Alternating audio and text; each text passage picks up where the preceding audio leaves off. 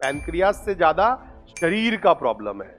इसमें शरीर में क्या होता है, ग्लूकोज तो सब कुछ, इंसुलिन क्या करता है, insulin causes uptake of glucose into cell. Insulin क्या कॉज करता है, कौन बताएगा? एक्सोक्राइन ग्लैंड है ये, मेनली क्या सीड करता है, एंजाइम। एंजाइम किसका बना होता है? प्रोटीन का। प्रोटीन कहां बनता है? उस तरह का चीज खाने से इंसान के अंदर एंटर कर जाएगा तो इंसान बन जाएगा एक्सीडेंटल होस्ट। क्या बोलते हैं उसको? एक्सीडेंटल होस्ट बोलते हैं। बट ये इसमें बर्ड है प्राइमरी होस्ट, स्नेल है secondary host, and frog is also a secondary host. बहुत सारे एग्जाम्पल ऐसे स्टूडेंट्स को जिसको मैंने पढ़ाया है, have got single digit rank only by reading NCERT, and they have also cleared Olympiad. Gold medal also they have got in Olympiad. Bio में ठीक है, करना मुश्किल नहीं है, ठीक है, चलिए कोई बात नहीं। अच्छा, इसमें क्या होता है, थोड़ा सा कुछ, अब पूरा एक दिन में तो हम लोग कुछ पढ़ नहीं सकते हैं, ठीक है ना, तो उसका अप्रोच हम देखने की कोशिश करते हैं, क्या अप्रोच है उसके क्वेश्चन का, और क्वेश्चंस ही डिस्कस करेंगे हम, ठीक है, क्वेश्चन ही डिस्कस करेंगे हम। इसके पहले कि मैं प्रीवियस ईयर क्वेश्चन स्टार्ट करूं, कुछ क्वेश्चन जैसे आप लोगों ने बायोटेक्नोलॉजी पढ़ लिया होगा, है कि नहीं? 11th वाले ने, 12th में तो पढ़ लिए बायोटेक्नोलॉजी, हो गया ना। कुछ क्वेश्चंस वैसे डिस्कस करते हैं, उसके बाद हम लोग फिर प्रीवियस ईयर क्वेश्चंस के मॉडल को हम लोग डिस्कस करेंगे, ठीक है। तो लेट्स सी, चलिए। अच्छा, अब ये बताइए,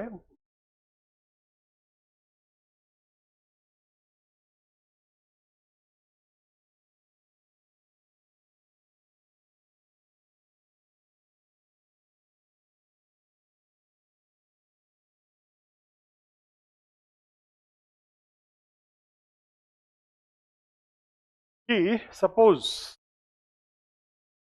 let's start with a question.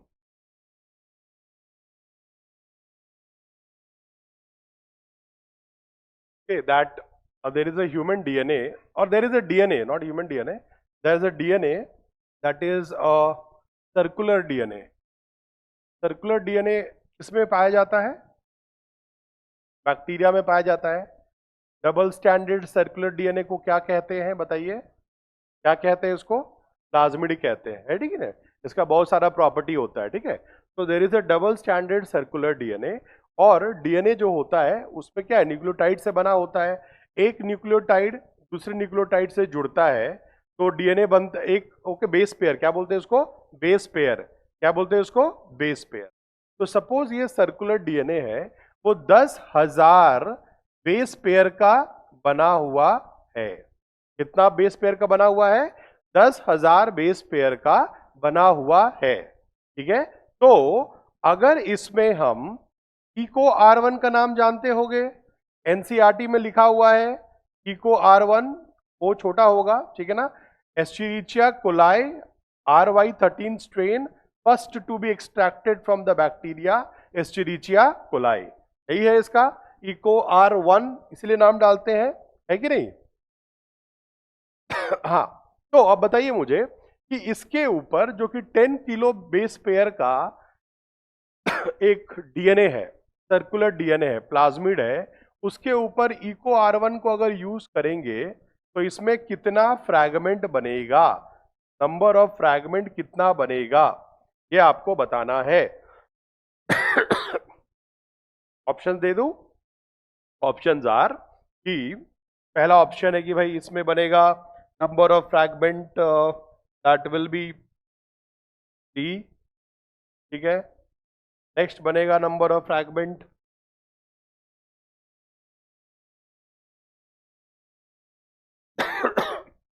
2, 4, 5। आ सकते कोई? नहीं। देखो, बड़ा सिंपल कॉन्सेप्ट, एक बार सीख लोगे तो इस तरह के हर सवाल को बना लोगे जो ओलंपियाड में आता है, ठीक है ना। इको R1 का किसको पता है कोड, किस कौन से पैलिंड्रोमिक सीक्वेंस को कट करता है? बोलो जी, टी टी, तो इधर भी GAATTC होगा, तभी तो पैलिंड्रोमिक बोलते हैं, है कि नहीं? GAATTC दोनों ही साइड होगा, तभी उसको पैलिंड्रोमिक बोलते हैं, है ना। GAATTC A D E. Total कितना बेस पेयर है इसमें बताइए? 6 बेस पेयर है। कितना है? 6 बेस पेयर है। ठीक है। अच्छा, एक डीएनए में कितना तरह का न्यूक्लियोटाइड हो सकता है? एक डीएनए में कितने तरह का न्यूक्लियोटाइड हो सकता है? 4 तरह का। T A T C. क्यू तो नहीं हो सकता है, तो यहां पे जी होने का चांस क्या है? 1/4। यहां पे ए होने का चांस क्या है? 1/4। इस तरह करके हर का चांस 1/4 है। तो अगर वो 6 बार होगा तो इसका क्या हो जाएगा? 6 बार होगा तो ये बेस पेयर बनने का चांस क्या है? 1/4⁶। ये चांस है कि ऐसा बेस पेयर बनेगा।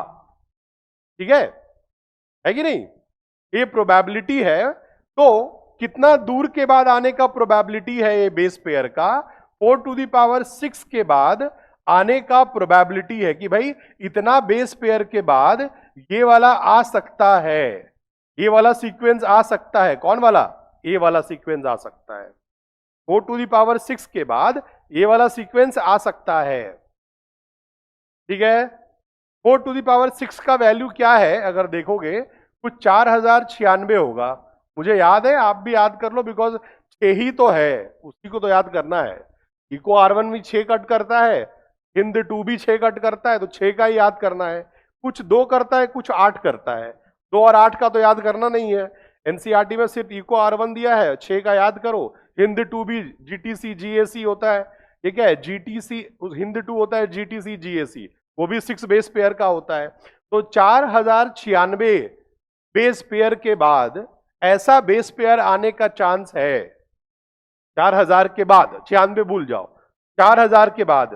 तो सपोज यहां पे ऐसा एक था सीक्वेंस, तो कितना दूर के बाद आएगा?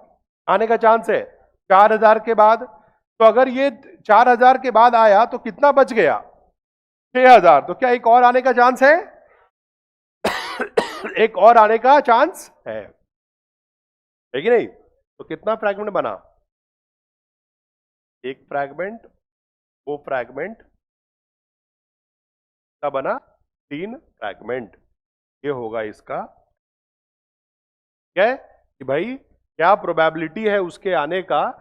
क्या उसका फ्रैगमेंट 4096 है, तो इसका कितना फ्रैगमेंट बनेगा? 3 फ्रैगमेंट। ठीक है, कर सकते हो वाला। अब इसके बेसिस पे तुमको कुछ भी 2000 अब कुछ भी आ सकता है क्वेश्चन। जैसे कि इसके बेसिस पे क्वेश्चन तुम्हें आ सकता है कि एक बार लिखो, इसको नोट करो ये क्वेश्चन को। आगे अगर ये क्वेश्चन आए तो आप सॉल्व कर सकते हैं। ऐसा होना चाहिए कि आप सॉल्व कर पाओ।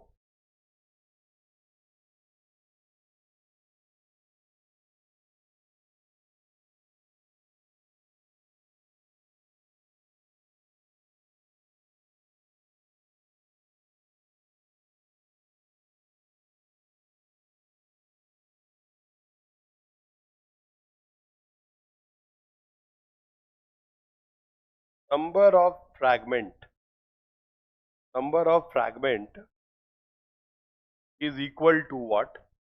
Is equal to number of base pair divided by 2 to the power n, where n is the number of base pair in palindromic sequence. Number of base pair in palindromic sequence.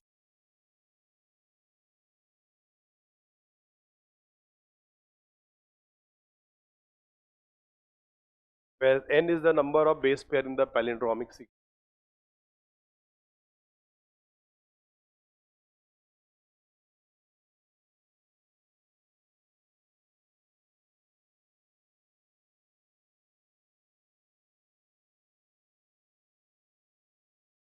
सब note कर लिया था? Biotechnology का question है, basic question है, इस mode में आ सकता है। और एक बार और बताता हूं कि एनसीईआरटी के लेवल में भी आ सकता है। एनसीईआरटी में दिया हुआ है ना 6 बेस पेयर, बाकी तो बेसिक क्वेश्चन हो गया। उसके बाद वैसे इतना टफ नीट में नहीं देंगे। सबने नोट कर लिया? आगे बढ़े। नहीं नोट किया, जैसे बोल रहा है नहीं नोट।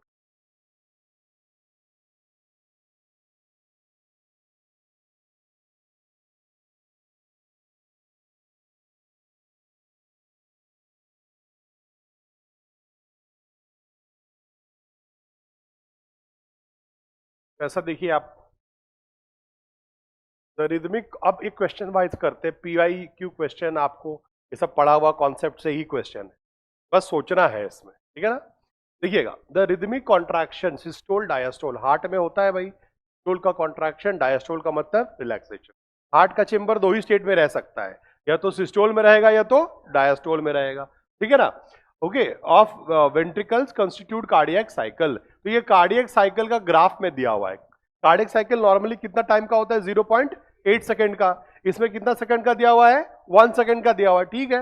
0.81 सेकंड में थोड़ा हार्ट रेट का डिफरेंस हो जाएगा, 60 पर मिनट हार्ट रेट क्या हो जाएगा, 60 पर मिनट। 0.8 में हार्ट रेट क्या होता है, 72 पर मिनट होता है, तो 60 पर मिनट हार्ट रेट लेके इन्होंने ग्राफ दिया हुआ है। अब क्वेश्चन ये पूछा है, the graphical representation below shows the pressure and the volume changes during the cardiac, pressure and volume changes of what, P Q R. तो अब ये पूछ रहा है, इसमें अलग अलग ऑप्शन दिया हुआ है, तो पी का पूछ रहा है कि पी है, क्यू और आर, इसमें या तो प्रेशर का चेंज है या तो वॉल्यूम का चेंज है, तो थोड़ा आपको इसमें सोचना पड़ेगा। जब कार्डियक साइकिल स्टार्ट होता है तो सबसे पहले क्या होता है बताइए, एट्रियल सिस्टोल होता है सबसे पहले, उसके बाद क्या होता है बताइए, वेंट्रिकुलर सिस्टोल होता है, उसके बाद क्या होता है, जॉइंट डायस्टोल होता है। तो अब अगर वैसे अगर आप सोचोगे तो क्या होगा कि भाई एट्रियल सिस्टोल में क्या क्या होता है, जब एट्रिया कॉन्ट्रैक्ट करता है तो ब्लड कहां आता है, वेंट्रिकल में आता है, मतलब वेंट्रिकल में ब्लड उस समय क्या हो रहा है, बढ़ रहा है। तो शुरुआत में कौन सा ग्राफ बढ़ रहा है बताओ कौन सा ग्राफ बढ़ रहा है, बी, सिर्फ यही है जो बढ़ रहा है, मतलब इसमें ब्लड वॉल्यूम क्या हो रहा है, बढ़ रहा है। देखो, pressure in the left ventricle, pressure in aorta, okay, volume in the left ventricle. तो एक चीज तो है, प्रेशर तो कॉन्ट्रैक्शन से बढ़ेगा, प्रेशर तो कॉन्ट्रैक्शन से ही बढ़ेगा ना। Volume in the left ventricle क्या है, ये पी है, ये तो दिख रहा है हमको, क्योंकि वॉल्यूम ही तो बढ़ रहा है ना। एट्रियल सिस्टोल में क्या होता है, वॉल्यूम वो बढ़ता है, लास्ट फीलिंग क्या होता है, लास्ट फीलिंग होता है, समझ में आ रहा है, नहीं समझ में आ रहा है। वेंट्रिकल का वॉल्यूम, ब्लड वॉल्यूम क्या हो रहा है, बढ़ रहा है, क्लियर है, ठीक है। तो पी वाला तो समझ में आ गया, ये पॉइंट है।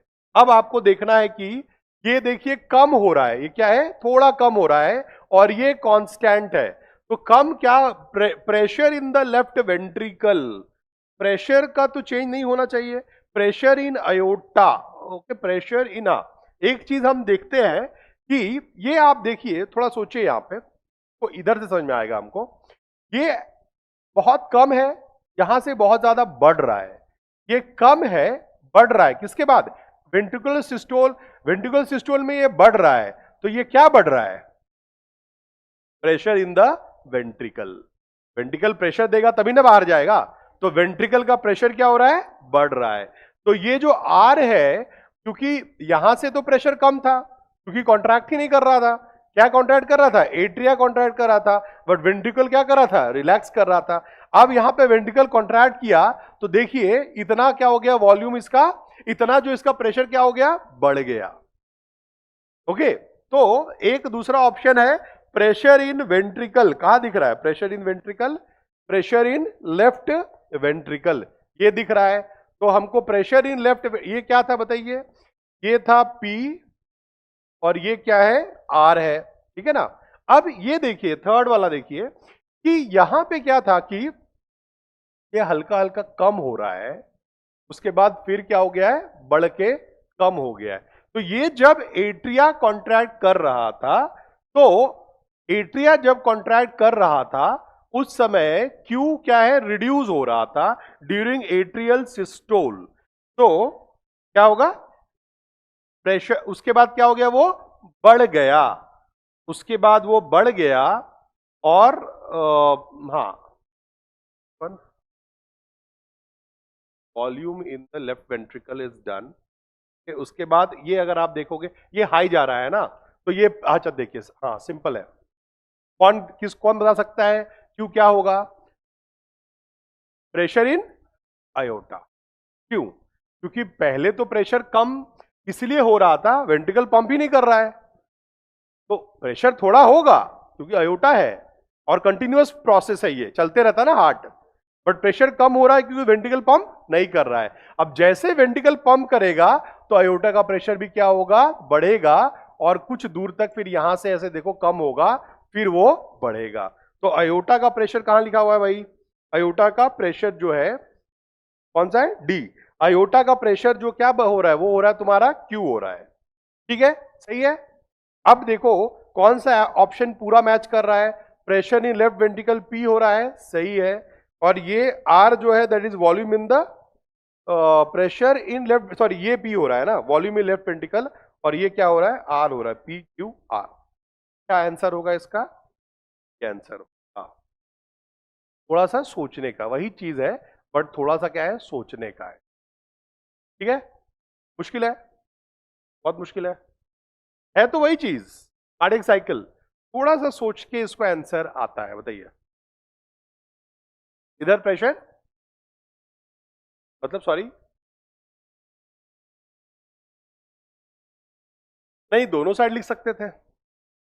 वो दिखा रहा है कि वाई एक्सिस में वॉल्यूम है और प्रेशर है, प्रेशर ऑब्लिक वॉल्यूम भी लिख सकते हैं। एक ग्राफ में रिप्रेजेंट करने का कोशिश किया गया है, एक ही ग्राफ में दो ग्राफ को एक साथ मर्ज करके कोशिश किया गया है, इसीलिए वैसा लिखा हुआ है। तुम दोनों साइड लिख दो और ऑब्लिक करके, क्या फर्क पड़ता है? दो अलग ग्राफ को एक जगह देख रहे हैं हम। ओके, ठीक है। नेक्स्ट अगर मैं देखूं, नेक्स्ट क्वेश्चन, ओके, ये वाला भी देखिए, 12th में जो पढ़े हैं वो तो सॉल्व करना चाहिए सवाल। ओके, देखते हैं कितने लोग कर पाएंगे। रिपोर्टर जीन प्लाज्मिड, प्लाज्मिड सोचो, रिपोर्टर जीन का जरूरत नहीं है। Are used in the gene cloning experiment to determine the success of the foreign DNA insertion, कि भाई डीएनए इंसर्ट हुआ है कि नहीं, क्या बोलते हैं उसको? डीएनए इंसर्ट करने को क्या बोलते हैं? Insertional inactivation. क्या बोलते हैं? इंसर्शनल इनएक्टिवेशन, कि भाई डीएनए इंसर्ट हो गया तो ये वाला जीन क्या होगा? इनएक्टिवेट हो जाएगा। कौन वाला जीन? एंटीबायोटिक रेजिस्टेंस जीन क्या हो जाएगा? इनएक्टिवेट हो जाएगा। तो प्लाज्मिड, एक आर्टिफिशियल प्लाज्मिड बनाया गया है, उसका नाम है PBr322।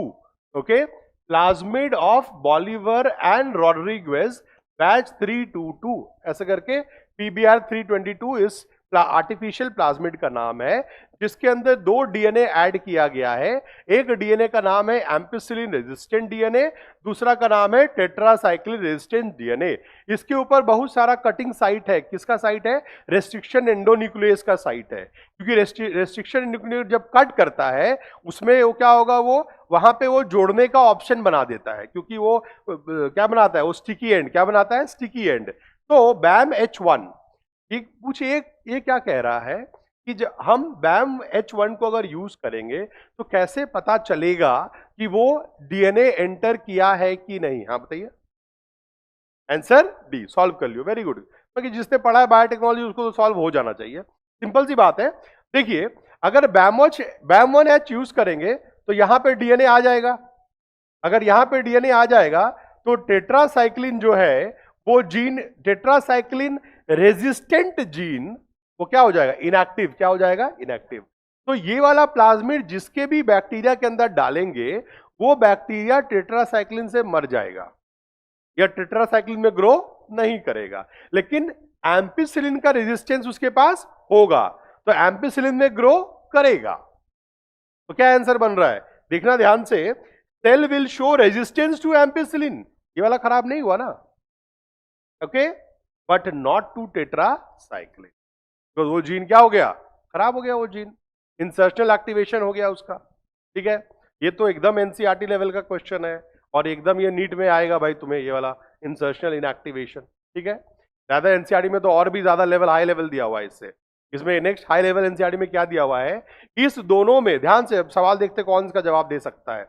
ओके, कि BAM-H1 अब ऐसा हम लोग इंसर्ट किए, ठीक है ना, तो बताइए कि इसमें से दोनों में से कौन सा ampicillin resistant gene and tetracycline resistant gene में कौन है जो सिलेक्शन ऑफ रिकॉम्बिनेंट में हेल्प करेगा और कौन है जो सिलेक्शन ऑफ ट्रांसफॉर्मेंट में हेल्प करेगा?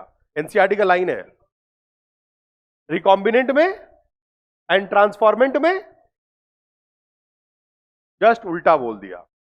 The gene which is inactivated will help in the selection of recombinant, but which is normal will help in the transformant। का मतलब खाली ट्रांसफॉर्मेशन हुआ है, रिकॉम्बिनेशन हुआ है कि नहीं कंफर्म नहीं कर सकते हैं, है कि नहीं।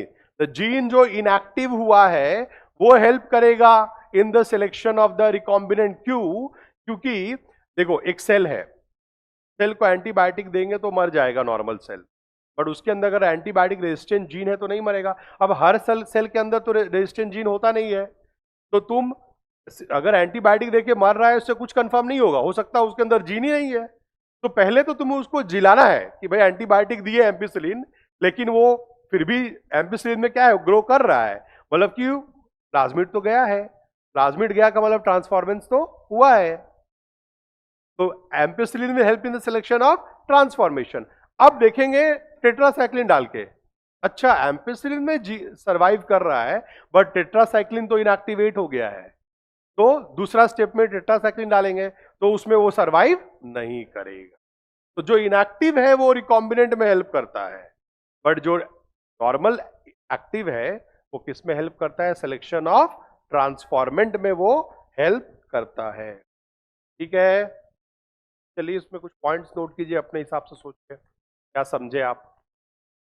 ठीक है, तो 11th में जो पढ़े उसको तो अभी वाला उतना नहीं क्लियर होगा, बट कोई बात नहीं, आएगा वो टॉपिक, ठीक है ना, आएगा वो टॉपिक भी। ठीक है, रिलेटिव कॉम्पोजिशन ऑफ, अच्छा ये देखिएगा, ये क्वेश्चन अगेन सोचने क्वेश्चन है, बहुत मुश्किल नहीं है, सोचने का है, ठीक है ना। अब बोल रहा है इसमें आयंस है, sodium chloride bicarbonate, H+ sodium chloride, sodium bicarbonate chloride, ठीक है ना। The relative composition of major electrolyte in the 3 body secretion in humans are depicted।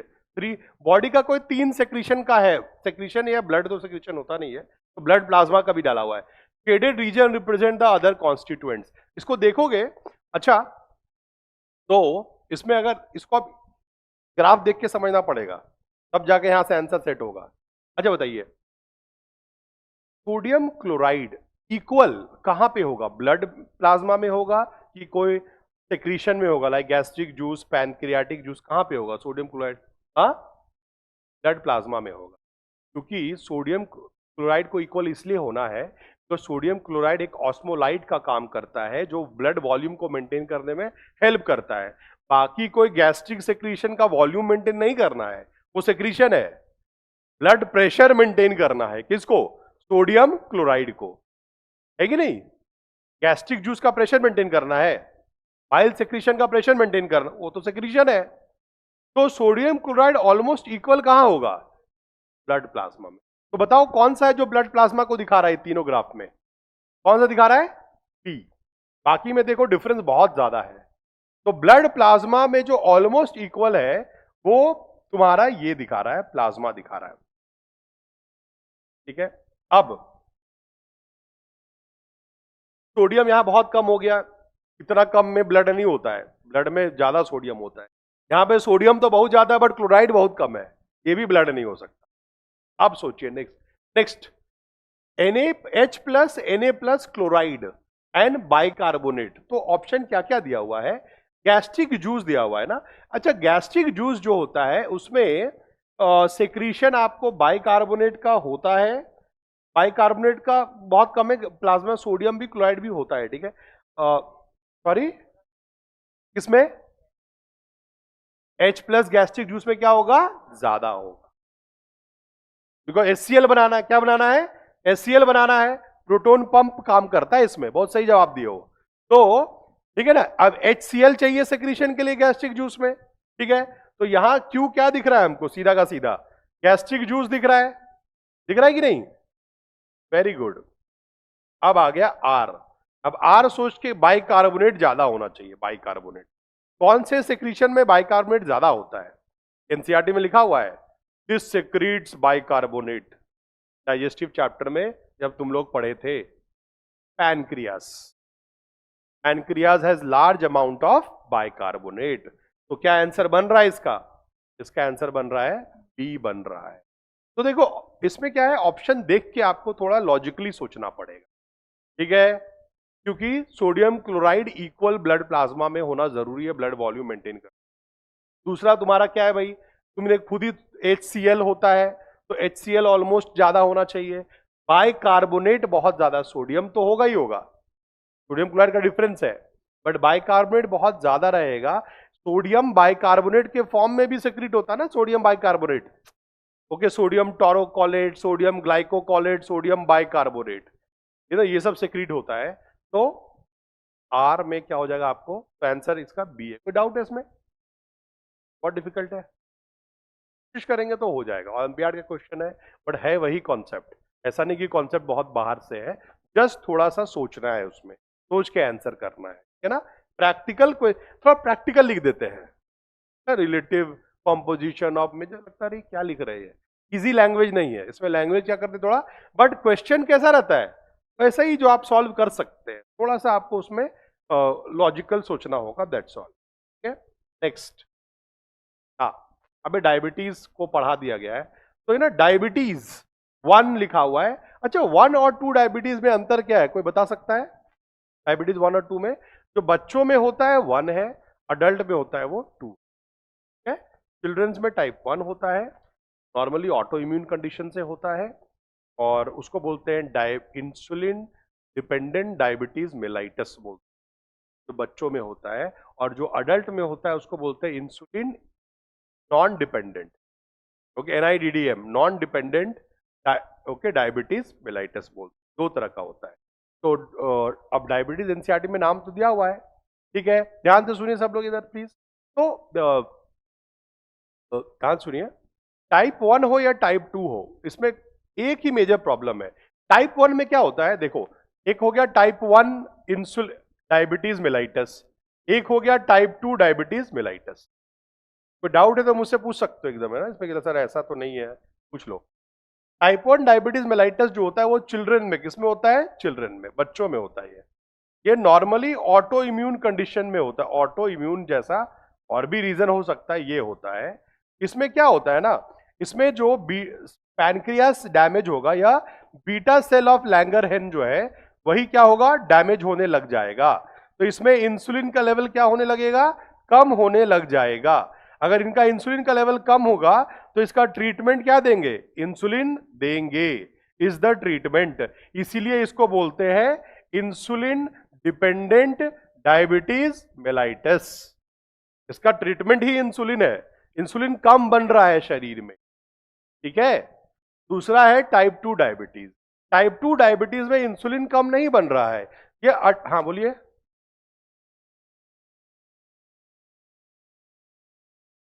जो डैमेज कर रहा है autoimmune, one of the reason मैं बता रहा हूं बेटा। अच्छा, कैसे कम होगा बताइए, कैसे कम बनेगा बताइए, आप ही सोचिए कैसे कम बनेगा है? अच्छा, नहीं मालूम है तो मैं बता रहा हूं, कम करने का 2-3 तरीका है। एक तो क्या होता है भाई कि वो खुद से डीजनरेट करने लग जाए, ठीक है ना, बट डीजनरेट करने के लिए भी one of the commonest reason is that internal antibodies are generated to damage it, समझ रहे हो ना। तो वेरे जहां पर भी वो इंटरनल प्रॉब्लम है, वो एंटीबॉडी रिलेटेड प्रॉब्लम ही होता है, कॉमनेस्ट रीजन होता है, अदर रीजन भी हो सकता है, ठीक है। अडल्ट, अच्छा इसमें क्या है ना, क्या बीटा सेल का कुछ होता है, नहीं होता है, बीटा सेल नॉर्मल है। इंसुलिन लेवल कम हो रहा है क्या, नहीं, इंसुलिन लेवल भी नॉर्मल है। तो क्या आप इसको इंसुलिन दे के ट्रीट करते हो, नहीं। Non insulin dependent diabetes mellitus, NIDDM, इसको इंसुलिन इसके लिए दवा देते। तो इसमें होता क्या है, इसमें क्या होता है, ध्यान से सुनिएगा सब लोग। इसमें ये बॉडी का प्रॉब्लम है, पैनक्रियास से ज्यादा शरीर का प्रॉब्लम है। इसमें शरीर में क्या होता है, ग्लूकोज तो सबको, इंसुलिन क्या करता है, insulin causes uptake of glucose into cell. Insulin क्या कॉज करता है, कौन बताएगा? इंसुलिन का काम क्या है कि insulin will cause the uptake of glucose into cell, ये फंक्शन है इंसुलिन का। Insulin will cause uptake of glucose into cell. Glucose कौन से सेल को चाहिए बताओ, कौन से सेल को ग्लूकोज चाहिए? हर सेल को चाहिए, सारे सेल को चाहिए ग्लूकोज, हर ऑर्गेन को चाहिए ग्लूकोज। उसके लिए कौन, तो इंसुलिन बहुत इंपॉर्टेंट है। जो काम है उसका रिसेप्टर होता है सेल में, जो ग्लूकोज को उसके अंदर क्या करता है, ले जाता है, और नेचुरली इस ग्लूकोज को जोड़ के क्या बनाएगा, जोड़ के ग्लाइकोजेन किस में कन्वर्ट करेगा, एन नंबर ऑफ ग्लूकोज को ग्लाइकोजेन में कन्वर्ट करके क्या करेगा, इसलिए इसको बोलते हैं एनाबॉलिक हार्मोन। क्या बोलते हैं इसको, एनाबॉलिक हार्मोन, क्योंकि ये सिंथेसिस करवाता है। ठीक है, प्रॉब्लम क्या होता है कि विथ द लेथार्जिसिटी और many other problems like lifestyle, tension etcetera, ये रिसेप्टर धीरे धीरे कमजोर होने लग जाते हैं ऑर्गन्स में। तो ऑर्गन्स के ऊपर ये रिसेप्टर क्या होने लग जाते हैं, कमजोर होने लग जाते हैं। तो इंसुलिन तो है, इंसुलिन का प्रॉब्लम नहीं है, बट प्रॉब्लम है ये रिसेप्टर क्या होने लग जाता है, रिसेप्टर होने लग जाता है इनसेंसिटिव। क्या होने लग जाता है, इनसेंसिटिव होने लग जाता है। तो तुम इंसुलिन इसके ऊपर काम नहीं कर पाता है। तो हम लोग मेडिसिन देते हैं, जो कि कौन सा मेडिसिन, जो कि ये वाला काम को करवाएगा, अपटेक ऑफ ग्लूकोज को बढ़ाएगा। अब क्या होगा, जब ग्लूकोज का अपटेक कम होगा, तो ग्लूकोज का अपटेक कम होने से क्या होगा, कौन बताएगा। अगर अपटेक ऑफ ग्लूकोज, इसका आंसर तुम सॉल्व कर, अपटेक ऑफ ग्लूकोज अगर कम होने लगेगा तो ग्लूकोज कहां जाएगा, ब्लड में। तो ब्लड में ग्लूकोज क्या होगा, बढ़ने लग जाएगा। तो this will cause hyperglycemia. क्या कॉज करेगा ये, हाइपर ग्लाइसीमिया कॉज करेगा। ठीक है, ब्लड में नॉर्मल लेवल ग्लूकोज का तो हम लोग को पता ही है, फास्टिंग लेवल क्या होता है। ठीक है ना, तो फास्टिंग लेवल हम लोग बोलते हैं भाई कि इट शुड बी 70 टू 110 के आसपास, हो याद करने का जरूरत नहीं है। और अगर तुम क्या बोलते हैं, पोस्ट प्रैंडियल भी अगर है तो it should be less than 160 mg पर 100 ml ऑफ प्लाज्मा होता है। ठीक है ना, अगर ध्यान से सुनिएगा, अगर ब्लड ग्लूकोज का लेवल 180 मिलीग्राम पर 100 ml ऑफ प्लाज्मा पहुंच जाए, तब किडनी क्या करेगा, इसको फिल्टर करने लग जाएगा। किडनी बोलेगा भाई इतना ग्लूकोज हम रीअब्सॉर्ब नहीं करेंगे, इतना बढ़ गया है बॉडी में, इसको बॉडी से निकालो। तो 180 थ्रेशोल्ड वैल्यू है। क्या है, 180 थ्रेशोल्ड वैल्यू है। इसके बाद किडनी क्या करेगा, उसको निकालने लग जाएगा। तो कहां पे प्रेजेंट दिखेगा ग्लूकोज, यूरिन में आ जाएगा। तो यूरिन में अगर ग्लूकोज आ जाता है उसको क्या बोलते हैं, ग्लाइकोसूरिया। तो इतना जरूरत ही नहीं बॉडी में इसको बाहर निकालना है, इसको क्या बोलते हैं, ग्लाइकोसूरिया। अब ग्लूकोज इज ऑस्मोलाइट, जैसे NaCl ऑस्मोलाइट था ना, वाटर को होल्ड करता है, ग्लूकोज भी पानी को होल्ड करता है। तो ग्लूकोज एक ऑस्मोलाइट है, तो ग्लूकोज एक ऑस्मोलाइट होने के कारण से अपने साथ किसको ले जाएगा, अपने साथ ये वाटर को ले जाएगा। किसको ले जाएगा, वाटर को पकड़ के ले जाएगा साथ में। बिना पानी का ग्लूकोज कैसे बाहर जाएगा। तो पानी के निकलने के कारण से होगा पॉलीयूरिया। क्या होगा, पॉलीयूरिया। पॉलीयूरिया का मतलब बहुत ज्यादा पेशाब होगा, पानी बहुत लॉस होगा। पानी लॉस होगा तो प्यास ज्यादा लगेगा, तो उसको बोलते हैं पॉलीडिप्सिया। क्या बोलते हैं, पॉलीडिप्सिया, प्यास ज्यादा लगे। थर्ड देखो, ग्लूकोज तो बहुत है बॉडी में, बट सेल को नहीं मिल रहा है क्योंकि रिसेप्टर ठीक से काम नहीं कर रहा है।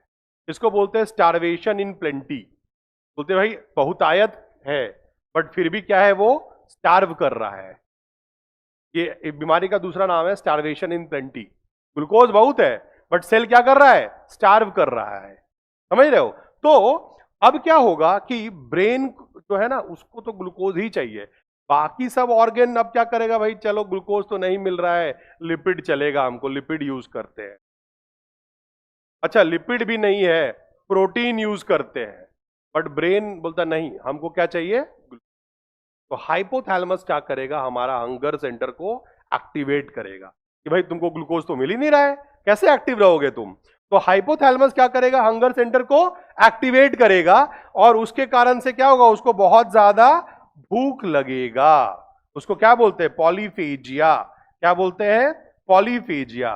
तो उसके अंदर ब्लड शुगर ज्यादा होगा, फिर भी मीठा खाने का मन करेगा। सोचते ना, अरे भाई हमको तो ऐसे मीठा खाने का मन नहीं करता है, इसको डायबिटीज में मीठा खाने का मन कर रहा है। कि वो ब्रेन कह रहा है कि भाई शुगर तुम्हारे अंदर कम है, आ नहीं रहा है मेरे पास। वो उसके भूख को बढ़ा देगा, और वह ऐसा भूख ने स्पेशली मीठा खाने का ज्यादा मन करे। तो वो होगा पॉलीफेजिया। ये 3 सिम्टम है, और ये ऐसा लाइफ चलता रहेगा। सालों के बाद क्या होगा, ऑर्गन का प्रॉब्लम ही तो था, सारे ऑर्गन के ऊपर तो इंसुलिन काम नहीं करने लगा था, तो धीरे धीरे अगर इसको शुगर को कंट्रोल में नहीं रखा जाए तो धीरे धीरे ऑर्गन क्या होगा, डैमेज होने लग जाएगा। मेन 3 ऑर्गन इसमें डैमेज होता है। 3 ऑर्गन जो डैमेज होता है, किडनी, क्या होता है, किडनी, इसको हम कहते हैं नेफ्रोटिक सिंड्रोम के थ्रू इसको बोलते हैं क्या बोलते हैं, नेफ्रोपैथी बोलते हैं। नेफ्रो किडनी में diabetes causes nephropathy. Third damage होता है रेटिना, क्या होता है, रेटिना, आई डैमेज होता है। और ओके, सेकेंड और थर्ड जो डैमेज होता है that is skin, nerves, peripheral nerve damage होता है। ये मेन है, ये मेन प्रॉब्लम शुरू होता है विद द टाइम। तो बोलते हैं retinopathy, nephropathy and peripheral neuropathy बोलते हैं। 3 प्रॉब्लम है। उसके कारण से क्या क्या होगा, उनका आंख खराब होने लग जाएगा, धीरे धीरे उनको दिखना कम लगेगा। किडनी डैमेज हो जाएगा, that will lead to kidney failure. और स्किन में नर्व इंपल्स नहीं जाएगा तो धीरे धीरे उनको बॉडी में डैमेज होते होते अल्सर होने लग जाएगा बॉडी में, और वो ठीक नहीं होगा क्योंकि ग्लूकोज इतना ज्यादा है, बैक्टीरिया को बहुत पसंद है, वो घाव होगा और वो ठीक ही नहीं होगा। ये 3 प्रॉब्लम होगा अगर ट्रीटेड ना हो तो। इस तीनों के बचने के लिए एक ही उपाय है, ग्लूकोज का लेवल को क्या करना है, कम करके रखना है। Diabetes in general. क्लियर हो गया सबको? अब सवाल बनाते हैं हम लोग, देखते हैं कौन सवाल बना सकता है। ठीक है, बताइए इसका आंसर क्या होगा। आंसर हो रहा, कौन बताएगा? ठीक है, सबसे पहले क्या होगा, सबसे पहले तो हाइपरग्लाइसीमिया होगा भाई, है कि नहीं, कि ग्लूकोज का लेवल बढ़ेगा। हाइपरग्लाइसीमिया होने के कारण से क्या होगा कि रीनल थ्रेशोल्ड लेवल क्या होगा, उसका क्रॉस कर जाएगा। रीनल थ्रेशोल्ड के कारण से ग्लूकोज जब वो बाहर निकलेगा तो अपने साथ किसको ले जाएगा, अपने साथ वो किसको ले जाएगा, ऑस्मोटिक डायूरेसिस पॉलीयूरिया कॉज कर देगा, वाटर को ले जाएगा ना अपने साथ। और वाटर को जाने के कारण से ब्लड प्रेशर ड्रॉप होगा। ये साइंटिफिक नहीं है बट थोड़ा कॉन्सेप्ट बन रहा है। ब्लड प्रेशर, हाँ? अच्छा, कुछ सीरिया मिस हो गया क्या, सॉरी। तो रीनल थ्रेशोल्ड बढ़ने के बाद क्या होगा, ग्लूकोसूरिया, ग्लाइकोसूरिया, क्या होगा, ग्लाइकोसूरिया होगा इसके बाद। ठीक है, तो पहला आ रहा है तुम्हारा 4, नहीं सॉरी, पहला आ रहा है 5, फिर क्या आ रहा है 3, फिर क्या आ रहा है 2, फिर क्या आ रहा है 6, करेक्ट, 6 आ रहा है ना। अब आएगा क्या, ब्लड वॉल्यूम प्रेशर कम हो जाएगा। यस, बोले पानी इसमें ये जनरल है कि भाई पानी निकल गया तो ब्लड वॉल्यूम प्रेशर कम हो जाएगा, हाँ कम होगा, तो वो बैलेंस हो जाए, बॉडी बैलेंस कर देगा। ऐसा नहीं कि प्रेशर कम हो जाए, प्रेशर बढ़ जाता है एक्चुअली। ओके, उसके बाद क्या है, अब लास्ट है सर्कुलेटरी फेलियर। तो बोले सर आपने तो पढ़ाया नहीं है, ओके, ये वाला सर्कुलेटरी फेलियर। तो नेचुरली जब ये किडनी फेलियर होगा तो it will finally lead multiple organ failure. Finally क्या कॉज करेगा, multiple organ failure and the person will die because of multiple organ failure। खाली किडनी फेलियर से तो डेथ होगा नहीं। तो क्या आंसर बन रहा है बताइए, क्या आंसर बन, ठीक है, हाँ, 2 में भी यही होगा। अंतर सिर्फ यहीं पे है, बाकी सब सेम है, बिकॉज बाकी सब तो ग्लूकोज ही है ना काम कर रहा है, हानि तो ग्लूकोज ही कर रहा है ना। ठीक है, सॉरी, 100% ट्रीटेबल दोनों है, क्योरेबल नहीं है। None of the diabetes is curable, but दोनों ट्रीटेबल है। इसमें इंसुलिन ज्यादा जरूरत पड़ता है, इसमें भी इंसुलिन देते हैं क्योंकि उसको इम्प्रोवाइजेशन बोलते हैं। ठीक है ना, कि भाई अगर कम रिसेप्टर है तो ज्यादा इंसुलिन दो, समझ रहे हो, तो दोनों में इंसुलिन देते हैं, दोनों में देते हैं। बट पहला वाला में इंसुलिन ही ट्रीटमेंट है, दूसरा में मेडिसिन के साथ क्या कर सकते हैं, इंसुलिन देते हैं। ठीक है ना, अब तुम बोलोगे सर ओल्ड एज में तो इंसुलिन देते हैं सर, उसको बोलते हैं इम्प्रोवाइजेशन कहते हैं, कि रिसेप्टर कम हो गया, अगर आपको क्या हो गया, एंजाइम कम हो गया तो सबस्ट्रेट को क्या करो, बढ़ा दो, तो प्रोडक्ट बढ़ जाएगा। उस तरह से करके क्या करते हैं, इंसुलिन को हम लोग दोनों में ही देते हैं। बोलिए, तो सवाल है, अगर वो फिर इंसेंसिटिव बढ़ने लग जाएगा ना, इनसेंसिटिवनेस जो है उसका वो धीरे धीरे बढ़ने लग जाएगा, रिसेप्टर और कमजोर होगा तो इंसुलिन का लेवल बढ़ जाएगा उसके बाद। ठीक है, तो मेडिसिन तो देना ही पड़ेगा। सबने यहां तक समझ लिए, इस क्वेश्चन को सॉल्व कर पाओगे, डायबिटीज से रिलेटेड कोई भी सवाल को सॉल्व कर लोगे। नेक्स्ट क्वेश्चन अगर हम देखते हैं तो मिस हो गया ये वाला। अच्छा, हाँ, ये क्वेश्चन में कुछ ज्यादा दिमाग लगाने नहीं है और ये पूरा एवोल्यूशन से है। देखिए सुन लीजिए इधर, क्या होता है ना, कार्बन 14 जो है ये रेडियो एक्टिव एटम है कि ये नॉर्मल है? और नॉर्मल क्या है? कार्बन 12। कार्बन 12 नॉर्मल है, ठीक है ना। तो हम इसको, इसमें कॉन्सेप्ट आता है हाफ लाइफ। आप अगर सुने हो तो सुन लो, ठीक है ना। तो आपने पढ़ा होगा in chemistry, that is chemical kinetics, order of reaction, first order, second order. तो ये जो रेडियो एक्टिविटी है, फर्स्ट ऑर्डर रिएक्शन क्या होता है?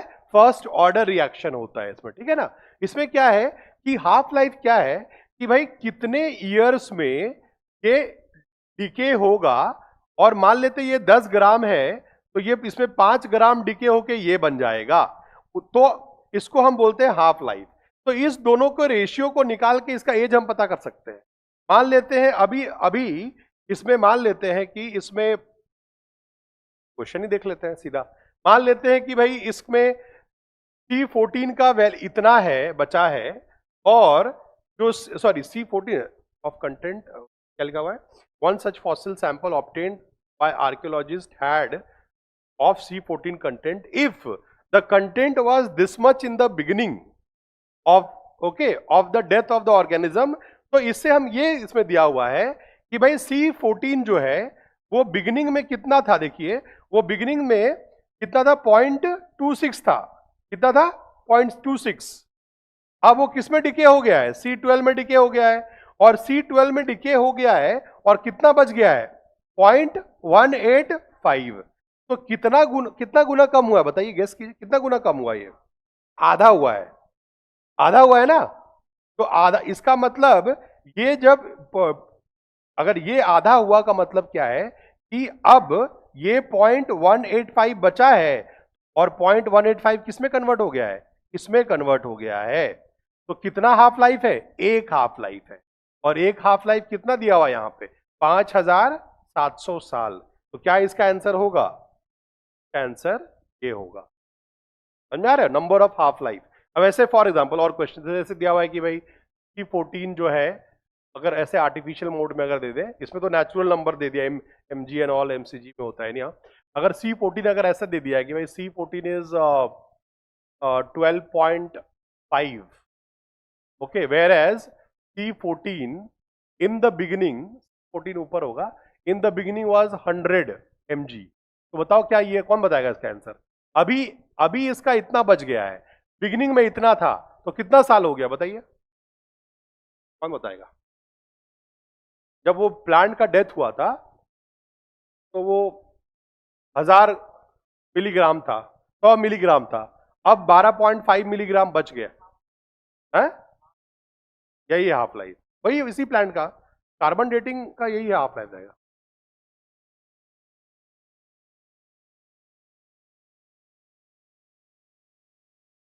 कितना?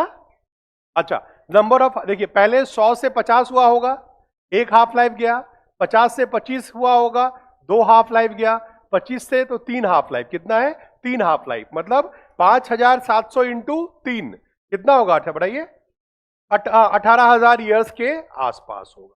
इतना पुराना है, इसका मतलब उसको रेशियो से हम पता कर सकते हैं, कार्बन 14 के रेशियो से और 12 के रेशियो से।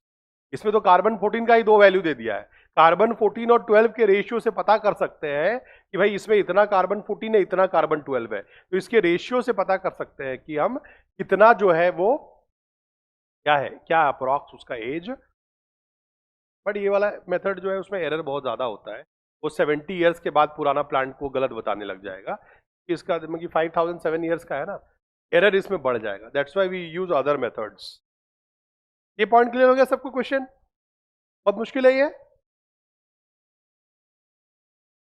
ठीक है। ये देखते हैं, इवेल्युएट द फॉलोइंग स्टेटमेंट। अब थोड़ा सा एनसीईआरटी के बाहर दिया हुआ है। Choose the correct option. Statement 1, in a person suffering from hyperthyroidism there is a high chance of Helicobacter pylori. अब ये आपको नहीं पता होगा, बट एम्स में बहुत पहले क्वेश्चन आया हुआ है। H पाइलोरी, इंडियन के 50% इंडियन अडल्ट्स में एच पाइलोरी पाया जाता है स्टमक में। तो अगर यहाँ पर भी आप लोग बैठे हैं तो आपके स्टमक में क्या होगा, एच पाइलोरी होगा, रहता है वो, बट उससे कोई हमें लॉस नहीं है, मगर ऐसा नहीं कि उसे प्रॉब्लम हो जाता है। तो बट कुछ केसेस में क्या होता है, बहुत रेयर केसेस में एच पाइलोरी क्या होगा, जहां पे वो इंटरनल ऑलरेडी प्रॉब्लम है, एसिड ज्यादा बन रहा है, तो एच पाइलोरी अल्सर कॉज करता है। क्या कॉज करता है? अल्सर कॉज करता है। Okay okay, but H pylori ulcer peptic ulcer cause करता है, और पेप्टिक अल्सर बहुत ज्यादा बढ़ जाएगा तो उससे क्या होगा, कभी कभी वॉमिटिंग ब्लड भी हो सकता है, कभी कभी, रेयर। एनिमल्स में ज्यादा हो जाता है, ह्यूमन में तो उतना वॉमिटिंग ब्लड, बिकॉज ट्रीटमेंट बहुत जल्दी होता है, और हम लोग तो ये नेचुरली बहुत केयरफुल है, तो तुरंत खाना वाना खा के उसको मैनेज करने की कोशिश करते हैं। बताइए, ब्लैक का मतलब कि ब्लड जब होगा तो ब्लड वहां पे धीरे धीरे निकल रहा है, तो ब्लड धीरे धीरे black, iron Fe2+ will convert into Fe3+, and Fe3+ will be black in colour, है कि नहीं, हीमोग्लोबिन का। ठीक है, अब देखिए ये वाला तो ठीक है, समझ में आ रहा है, H pylori causes what ulcer, it causes peptic ulcer. अब पहला स्टेटमेंट अगर आप देखोगे तो ये क्या कहता है कि in a person having hyperthyroidism there is a high chance of infection of H pylori. तो ये थोड़ा सा आउट ऑफ सिलेबस है, बट ये सही है, क्योंकि क्या होता है, एच पाइलोरी के अगेंस्ट जो एंटी ऑटोइम्यून वाला, सोचो सुनो इधर, ऑटोइम्यून का जो डाउट बोला था, एच पाइलोरी को मारने के लिए जो हमारे बॉडी में एंटीबॉडी बनता है, एच पाइलोरी को मारने के लिए जो हमारे बॉडी में एंटीबॉडी बनता है, ये टीएसएच को मिमिक करता है, थायराइड स्टिमुलेटिंग हार्मोन को, जिससे क्या हो जाता है, हाइपर थायरॉयडिज्म हो जाता है। क्या हो जाता है? Hyper thyroidism. तो देर इज अ चांस कि हाइपर थायरॉयडिज्म का कारण क्या हो, एच पाइलोरी, चांस है वो, फैक्ट्स है, ठीक है ना। एक दोनों सही है, लेकिन इसका रीजन नहीं है। तो क्या आंसर बन रहा है, बताइए, क्या आंसर बन रहा है? हाँ, ये होगा, सही है दोनों, बट रीजन नहीं बन रहा है।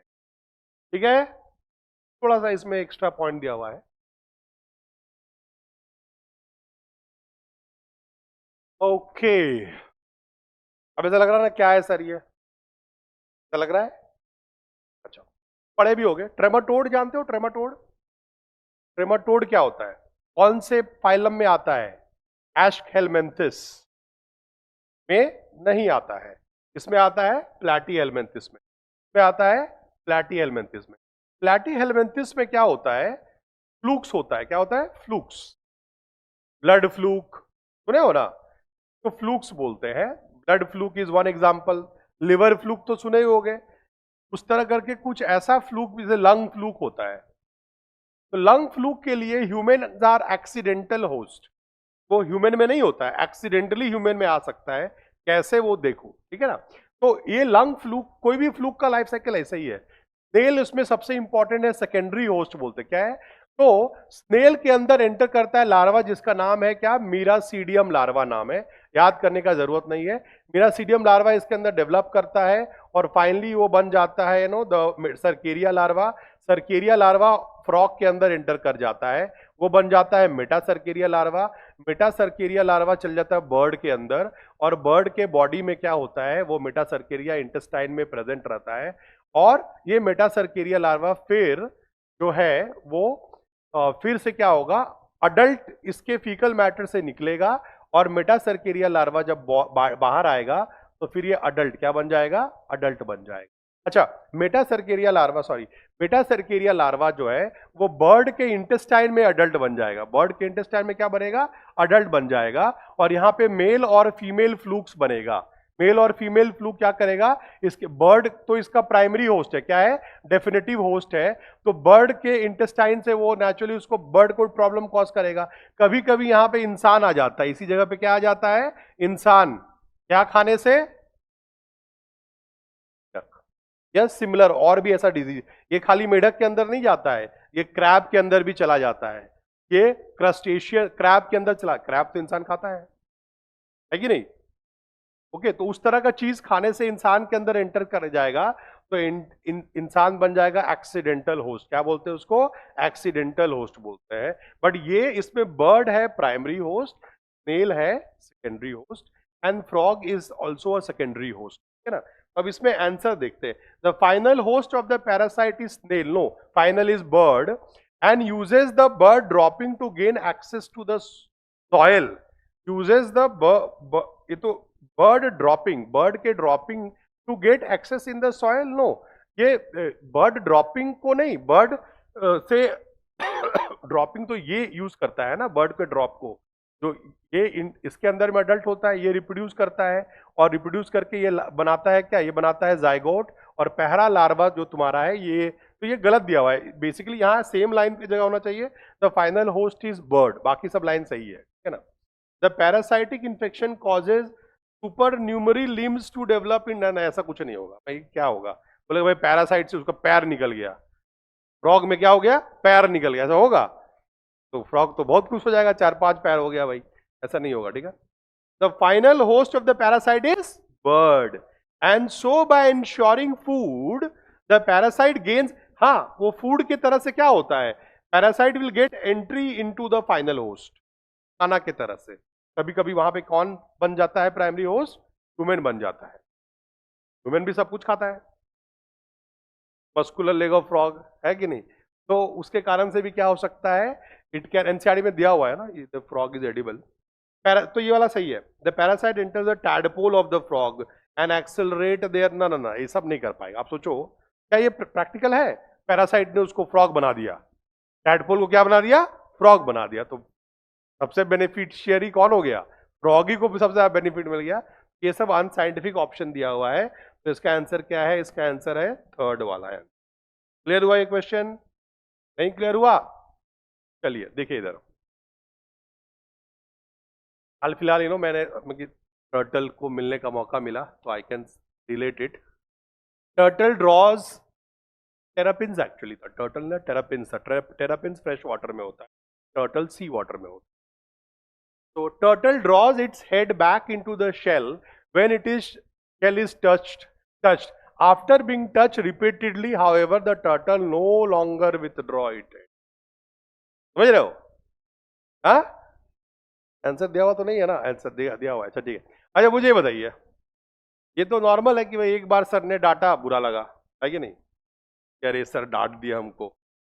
अब सर डेली डांटने लगते, कुछ दिन के बाद क्या लगता है? बुरा लगता है। अरे नॉर्मल है ये, सर तो ऐसा ही है, सर ही के बारे में सोचते लगते हैं, सर ही डांटते हैं, हम तो ठीक ही है। इसको बोलते हैं हैबिचुएशन। क्या बोलते हैं इसको? हैबिचुएशन। कंडीशनिंग क्या होता है? कंडीशनिंग क्या होता है? कंडीशनिंग में क्या होता है कि कुछ दूसरा इंपल्स होगा तो इसको कंडीशन करेगा, ठीक है। जैसे टेस्ट आता है तो तुम्हारा मेहनत क्या होता है? बढ़ जाता है, कंडीशनिंग है ये। एग्जाम के पहले हम क्या करते हैं? बहुत ज्यादा करते हैं कि नहीं? ये कंडीशनिंग है, ओके। ह्यूमन में छोड़ो, एनिमल्स में बताता हूं मैं। अब देखो, कुत्ता तो सब लोग देखे ही होंगे, डॉग, ठीक है नहीं? डॉग को भगाने के लिए, कुत्ता को भगाने के लिए क्या करते हैं हम लोग? मारते हैं, मारने लगे। बताइए, देखिए क्या करते हैं, बताइए। हाँ, क्या करते हैं कुत्ता को भगाने के लिए? क्या बोलता है? बोलो तो सुने, तो क्या करता है? जैसे हाँ, हड्डी भगाने के लिए, और पीछे आ जाएगा, हड्डी फेंकते हैं कुत्ता भगाने के लिए। सच बताओ क्या करते हैं? कौन फेंकते हैं? कुछ करने का जरूरत नहीं है, खाली झुको ऐसे। कुत्ता का दिमाग में कंडीशन है, ये झुक रहा है का मतलब पत्थर उठाएगा, समझ रहे हो?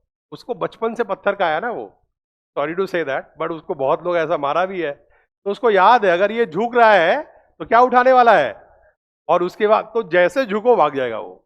इसको बोलते हैं कंडीशनिंग। क्या बोलते हैं इसको? कंडीशनिंग कहते हैं। उसी तरह एक पैवलोव एक्सपेरिमेंट था कंडीशनल इफेक्ट्स का, कि भाई पैवलोव ने खाना रख, पहले बेल बजाया फिर खाना दिया, तो कुत्ता का लार आने लगा, फिर बेल बजाया खाना दिया, कुछ दिन के बाद खाली बेल बजा रहा है तो कुत्ता का लार आना शुरू हो जा रहा है। कि उसको क्या पता, दिमाग में क्या रजिस्टर हो गया कि भाई बेल बजाने के बाद क्या मिलता है, उसको बोलते हैं कंडीशनिंग। किसी और इंपल्स से वो कंडीशन हो गया, बट ये हो गया हैबिचुएशन। ये क्या हो गया? हैबिचुएशन हो गया। इसमें तो उसको धीरे धीरे हैबिट बन गया ना, कंडीशनिंग नहीं कर रहे हम। अगर कुछ और करके इसको ऐसा करते बिना छुए तो कंडीशनिंग हो सकता था, but this is more example of habituation. Associative learning ना सब हाई लेवल है। Associative learning is in humans, ये हाई लेवल कॉग्निटिव लर्निंग है ये। तो एसोसिएटिव लर्निंग एनिमल में नहीं पाया जाता है, और kinesis is basically synthesis formation. बताइए, है ना? एसोसिएटिव लर्निंग ह्यूमन में पाया जाता है, that is into thinking, reasoning, problem solving. अच्छा देखिए, ये वाला भी क्वेश्चन लग रहा है ग्राफ उराफ दिया है, बहुत मुश्किल होगा, पर मुश्किल नहीं है। फिर वार्म ब्लडेड कोल्ड ब्लडेड का कॉन्सेप्ट है ये। देखने में लग रहा है ना कि अरे ना सवाल है ये तो।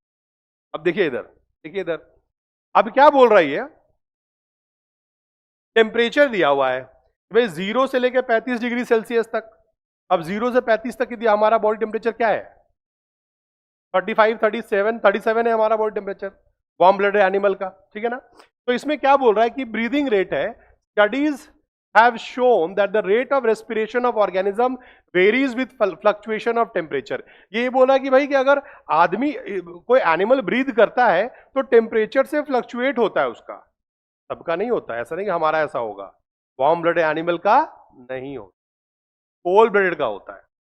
वार्म ब्लडेड को तो एनर्जी लूज करके सब कुछ नॉर्मल रखना है। थोड़ा सा ब्रीदिंग रेट बढ़ता है, हल्का सा फ्लक्चुएट होता है, ओके, ऑक्सीजन की कमी से, टेम्परेचर के नहीं।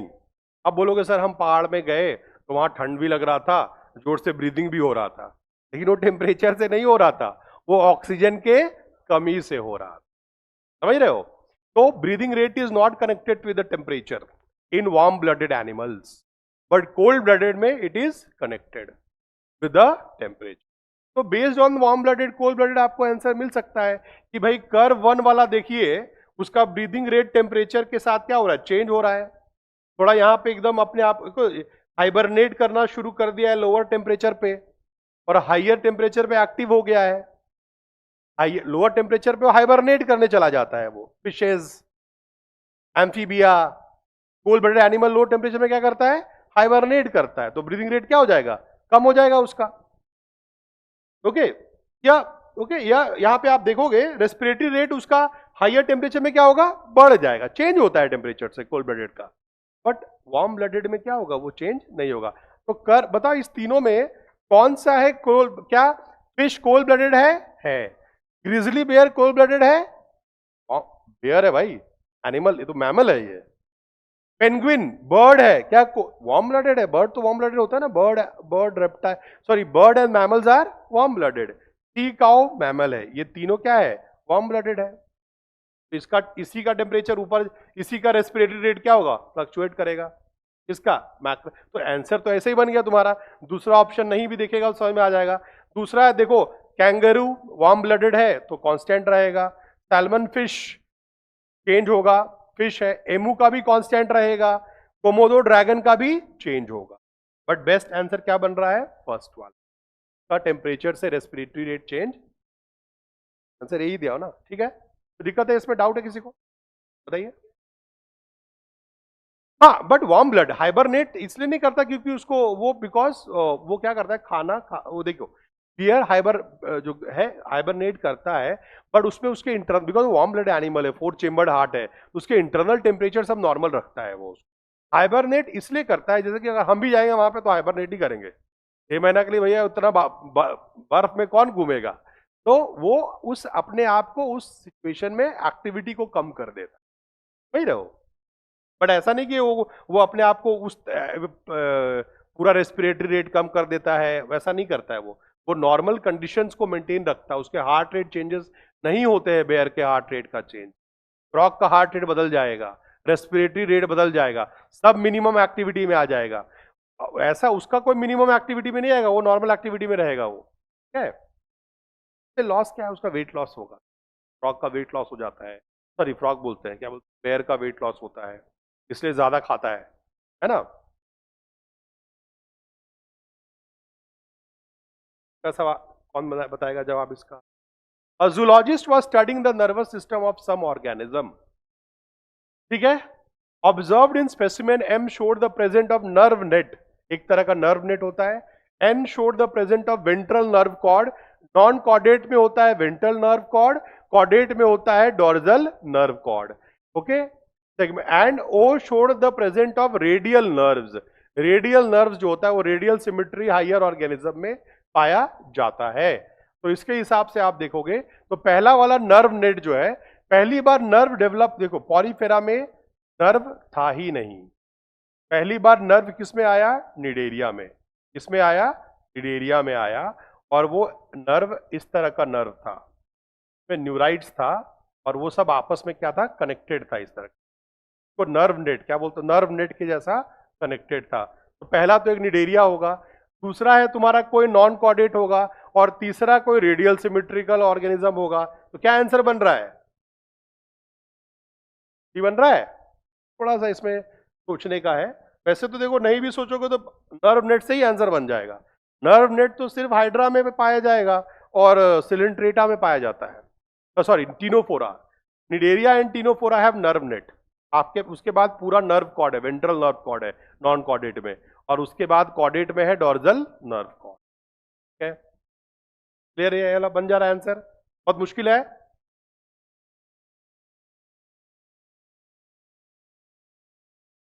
फिर मैं देखता हूं next question. Description of the alimentary canal PQR. अच्छा, short intestine colon is also small. Colon देखो सब कुछ अगर स्मॉल है ना ये, तो वो कार्निवोर होगा. प्योरली क्या होगा, वो कार्निवोर होगा. कार्निवोर में ना देखो, कार्निवोर का मतलब सीधा तो वो प्रोटीन खा रहा है या तो फैट. उसमें कोई फाइबर है क्या, फाइबर होता है नहीं. फाइबर के लिए तो इंटेस्टाइन बड़ा चाहिए, इंटेस्टाइन रफेज के लिए चाहिए बड़ा. तो कार्निवोर को तो रफेज खाना है ही नहीं, उसका बहुत कम है. तो इंटेस्टाइन क्या होता है, छोटा होता है. इंसेक्टिवोर, इंसेक्टिवोर लिखा हुआ है ना, वो भी कार्निवोर है, बट उसमें ना काइटिन वाला एक लेयर होता है इंसेक्टिवोर में. उसके लिए थोड़ा सा उसका क्या होगा, intestine some part will be bigger. Okay, like short intestine is there. अच्छा, इसमें सीकम एब्सेंट होगा. इसमें सीकम क्या होगा, एब्सेंट होगा इसमें. Don't have. नेक्स्ट दो देख लेते हैं, इसको लास्ट में ऑड वन आउट कर लेंगे. ठीक है ना.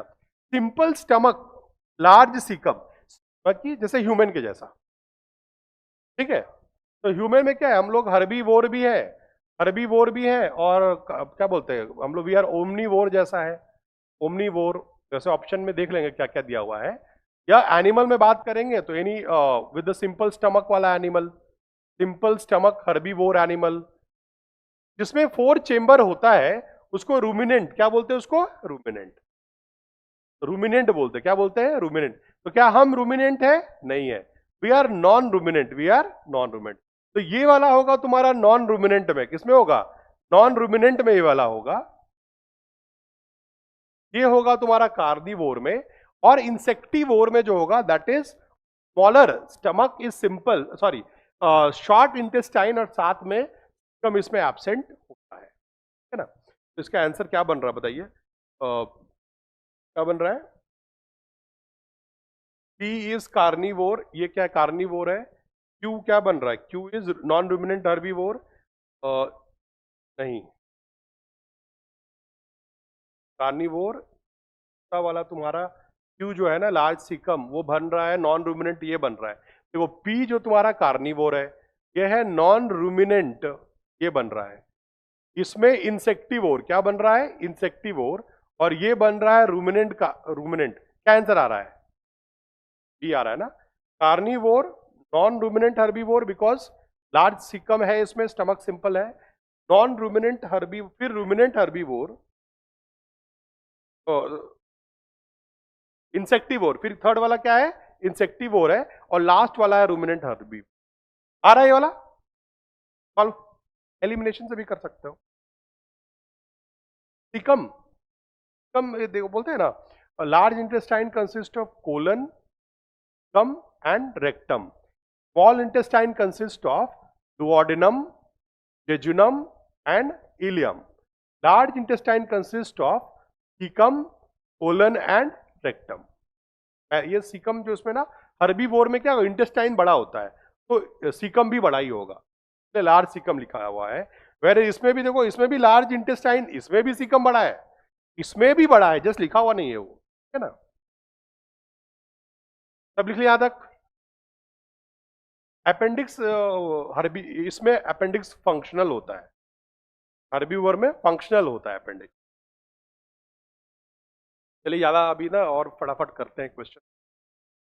Digestion of the ingested food can occur into intracellular by taking inside the cell, extracellular by secreting inside the cell। Question क्या पूछ रहा है, ह्यूमन में कैसा होता है, तो नेचुरल ह्यूमन में तो पूरा का पूरा एक्स्ट्रा सेलुलर, ये क्या है, बी होगा ना। ह्यूमन में तो देखो, अच्छा आप देखो ऐसे, पॉरीफर पहला फाइलम था, पॉरीफर पहला फाइलम है ना, इसमें होता है इंट्रासेलुलर, क्या होता है, इंट्रासेलुलर पॉरीफर में। दूसरा फाइलम का नाम क्या है बताइए, निडेरिया, इसमें होता है both intracellular and extra cellular, ज्यादा इंट्रा होगा, एक्स्ट्रा थोड़ा कम होगा, बट दोनों ही होगा। फिर क्या होता है टीनोफोरा, फिर क्या होता है टीनोफोरा, ये इसी का पार्ट है, इसमें भी सेम होगा, बोथ इंट्रासेलुलर। उसके बाद सिर्फ एक्स्ट्रा सेलुलर होगा, प्लैटीहेलमिन्थेस से सिर्फ क्या होगा, एक्स्ट्रा सेलुलर होगा। प्लैटीहेलमिन्थेस कॉर्डेटा कैसा डाइजेशन है, एक्स्ट्रा सेलुलर, और एक्स्ट्रा सेलुलर के लिए क्या चाहिए, ग्लैंड चाहिए, क्या चाहिए, ग्लैंड चाहिए, सिर्फ एक्स्ट्रा सेलुलर।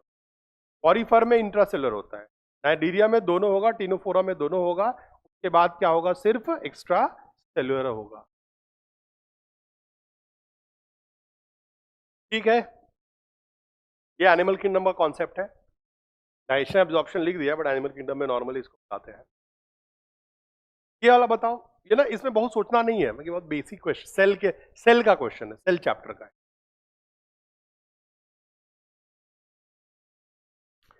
हिंट दूं मैं, क्या होगा आंसर, पैनक्रियास। क्यों, अच्छा आंसर देख के मत बोलना बेटा, क्यों होगा बताओ।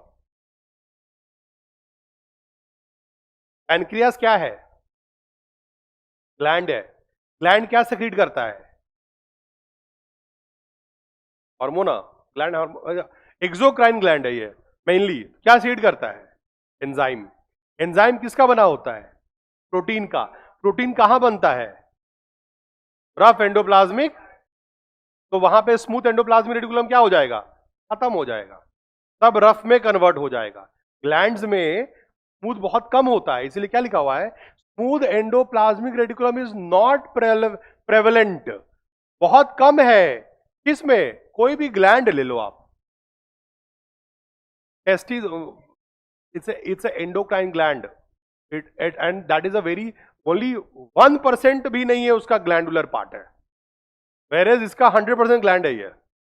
टेस्टिस ओवरी भी ग्लैंड है, बट एंडोक्राइन ग्लैंड है, एक्सोक्राइन तो नहीं है, और उसका 1% भी नहीं, बिकॉज हार्मोन का डेफिनेशन ही यही है, which is required in a trace amount. कितने अमाउंट है, ट्रेस अमाउंट में रिक्वायर्ड है ये, तो इसका 1% भी ग्लैंड नहीं है, इसका 1% भी ग्लैंड नहीं है, इसमें तो 100% क्या है, ग्लैंड है, जिसमें 98% एक्सोक्राइन ग्लैंड है और 2% क्या है, एंडोक्राइन ग्लैंड है। ज्यादा ग्लैंड तो वही हुआ ना फिर। पैनक्रियाज नहीं होता तो फिर कोई तो ग्लैंड का, बिकॉज अगर ग्लैंड का नाम नहीं देंगे तो ऐसा क्वेश्चन क्यों बनाएंगे तुम, झूठ मूठ का ऐसा है, कोई ग्लैंड का नाम देना पड़ेगा, लिवर का नाम देना पड़ेगा, लिवर भाई इतना कुछ बनाता है, लिवर में भी प्रोटीन चाहिए हमको। वैसे एंजाइम सेक्रेशन वाला ग्लैंड बहुत अच्छा रहेगा, like there can be parotid gland, अच्छा तुम उसका ऑप्शन देगा बोले ना, पैरोटिड ग्लैंड, ओके, और उसके बाद इंटेस्टाइनल ग्लैंड जो एंजाइम सेक्रेट करता है, गैस्ट्रिक ग्लैंड इसका एग्जांपल हो सकता है, समझ रहे हो। उसके बाद प्रोटीन सेक्रेटिंग जितने भी एंजाइम उसका एग्जांपल हो, ठीक है, सब क्लियर है यहां तक। अच्छा ये वाला सवाल तो आप लोग बना सकते हैं जो जेनेटिक्स पढ़ चुके हैं, बताइए बताइए, ये सब आया हुआ सवाल है। अच्छा सिर्फ पीवाई क्यों डिस्कस कर रहा हूं मैं, जो जेनेटिक्स पढ़ा है वो बता सकते हैं। हाउ मेनी है, हाउ मेनी टाइप्स नहीं है, नहीं पढ़ा है क्या जेनेटिक्स में, प्रोटीन सिंथेसिस नहीं पढ़े क्या, अरे भाई एक अमाइनो एसिड हुआ के बीच में अगर जोड़ना है अमाइनो एसिड को, ठीक है ना, तो क्या होगा, यहां पे एक टीआरएनए चाहिए होगा उसको, तो हर पेप्टाइड बॉन्ड के लिए एक टीआरएनए चाहिए होगा ना। तो अगर 90 अमाइनो एसिड है तो एक कम चाहिए होगा ना, n-1 चाहिए होगा, तो 89 कितना चाहिए होगा, 89। बहुत सिंपल सा क्वेश्चन है कि कितना पेप्टाइड बॉन्ड बनेगा उतना टीआरएनए चाहिए होगा, जितना पेप्टाइड बॉन्ड बनेगा उतना टीआरएनए चाहिए होगा, ठीक है ना, 89 बनेगा वो। ज्यादा नहीं सोचता है, इसमें वाला भी आप सॉल्व कर सकते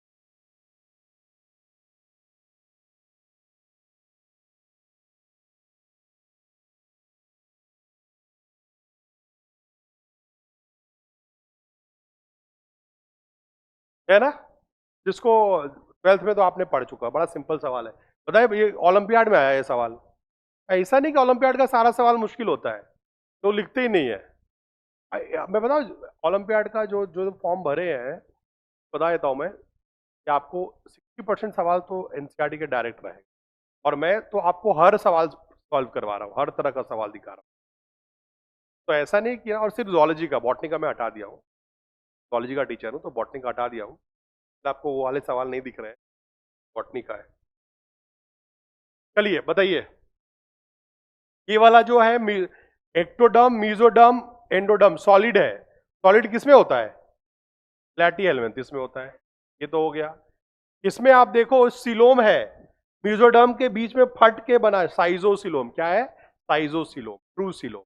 साइजोसिलोम या ट्रू सिलोम किसमें होता है बताइए, ट्रू सिलोम किसमें होता है, कॉकरोच में होता है। तो अर्थवर्म ट्रू सिलोम होता है, कॉकरोच भी ट्रू सिलोम होता है। तो ये तो सिर्फ, ये भी तुम्हारा सेकंड दिखा रहा है, ये भी सेकंड दिखा रहा है। प्लेनेरिया तो तुम्हारा फर्स्ट दिखा रहा है, टेप वॉर्म भी तुम्हारा फर्स्ट ही है, दोनों सेम चीज है। कॉकरोच तुम्हारा सेकंड दिखा रहा है, एस्कैरिस का यहाँ पे सीरोसिलोम दिया ही नहीं है। प्लेनेरिया तुम्हारा फर्स्ट दिखा रहा है और कॉकरोच तुम्हारा सेकंड दिखा रहा है। आंसर क्या है इसका, इसका आंसर है डी। ये तुमने एनिमल किंगडम में कहां पढ़ते हैं, एनिमल किंगडम, ठीक है।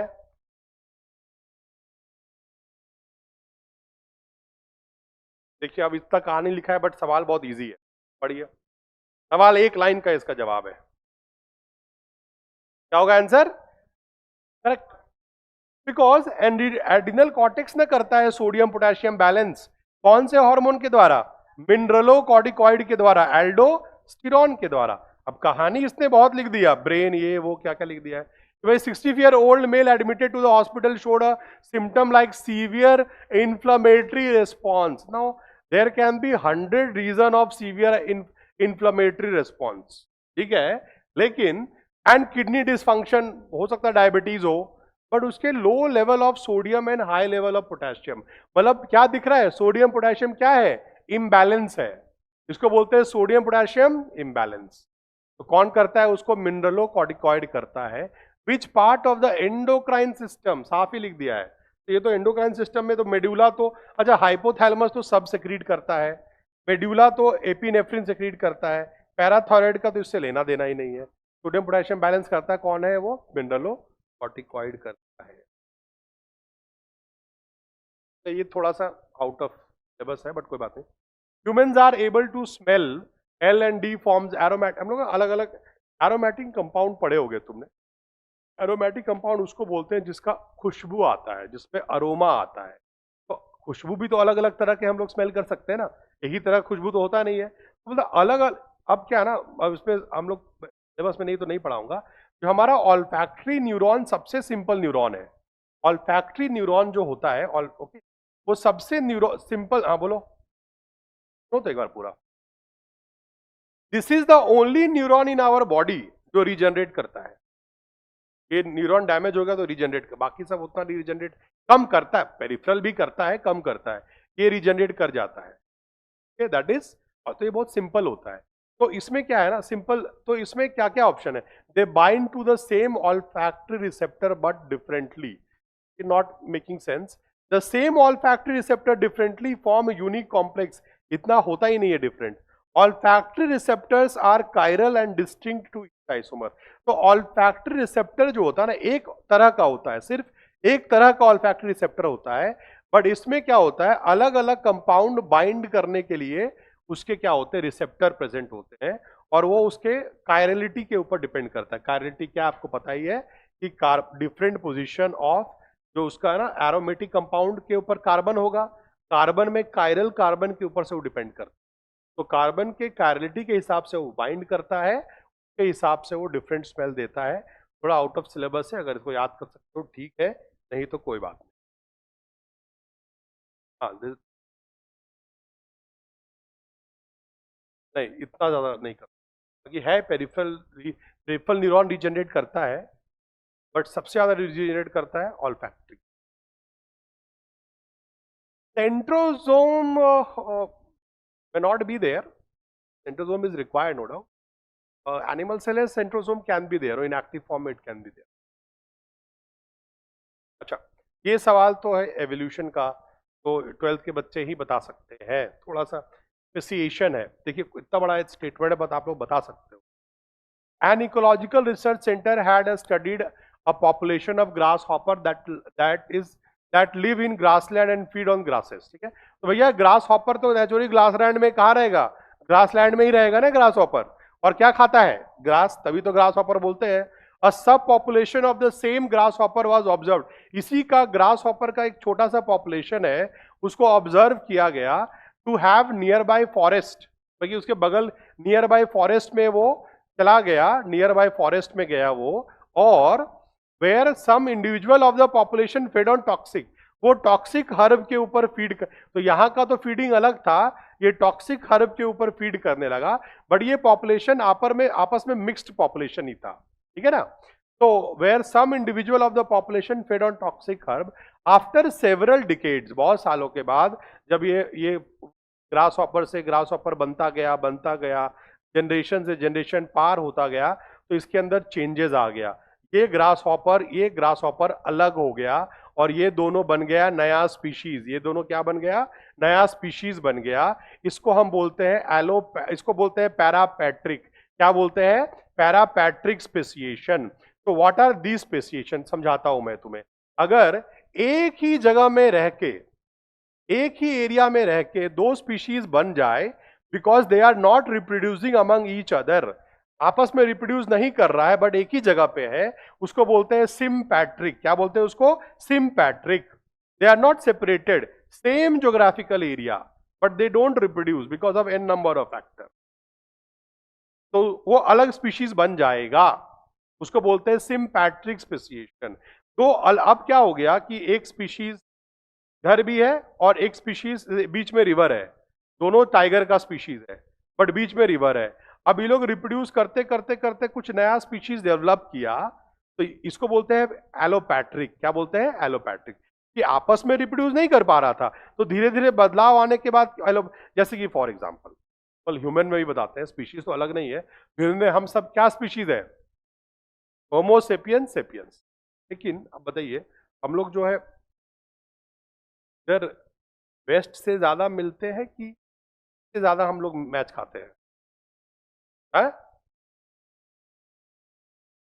इंडिया को सोचिए, भारत भारत भारत के ईस्ट में क्या है, हिमालय, क्या है वेस्ट में, इधर क्या है, समंदर तो भूल जाओ, लैंड का बात सोचो, वेस्ट में क्या है, कुछ नहीं है। इधर से तो लोग आ सकते हैं ना, पर इधर से लोग नहीं आते, इधर वाले सारे मोंगोलॉइड है, क्या है, मोंगोलॉइड है, इधर वाले थे caucasoid, the whites, okay, mixed with the negroid. तो इधर से देखो, इधर से क्या हो रहा है, इधर से फ्लो हो रहा है, इधर से फ्लो नहीं हो रहा है, इसको बोलते हैं ज्योग्राफिकल आइसोलेशन। क्या बोलते हैं, अगर इससे अगर दो नया स्पीशीज, बट अब तो हम लोग दुनिया का एक ही पॉपुलेशन है, अब तो हम लोग हर जगह जा सकते हैं, तो the entire human is one population now, अलग अलग पॉपुलेशन नहीं बोलते हैं, ठीक है ना।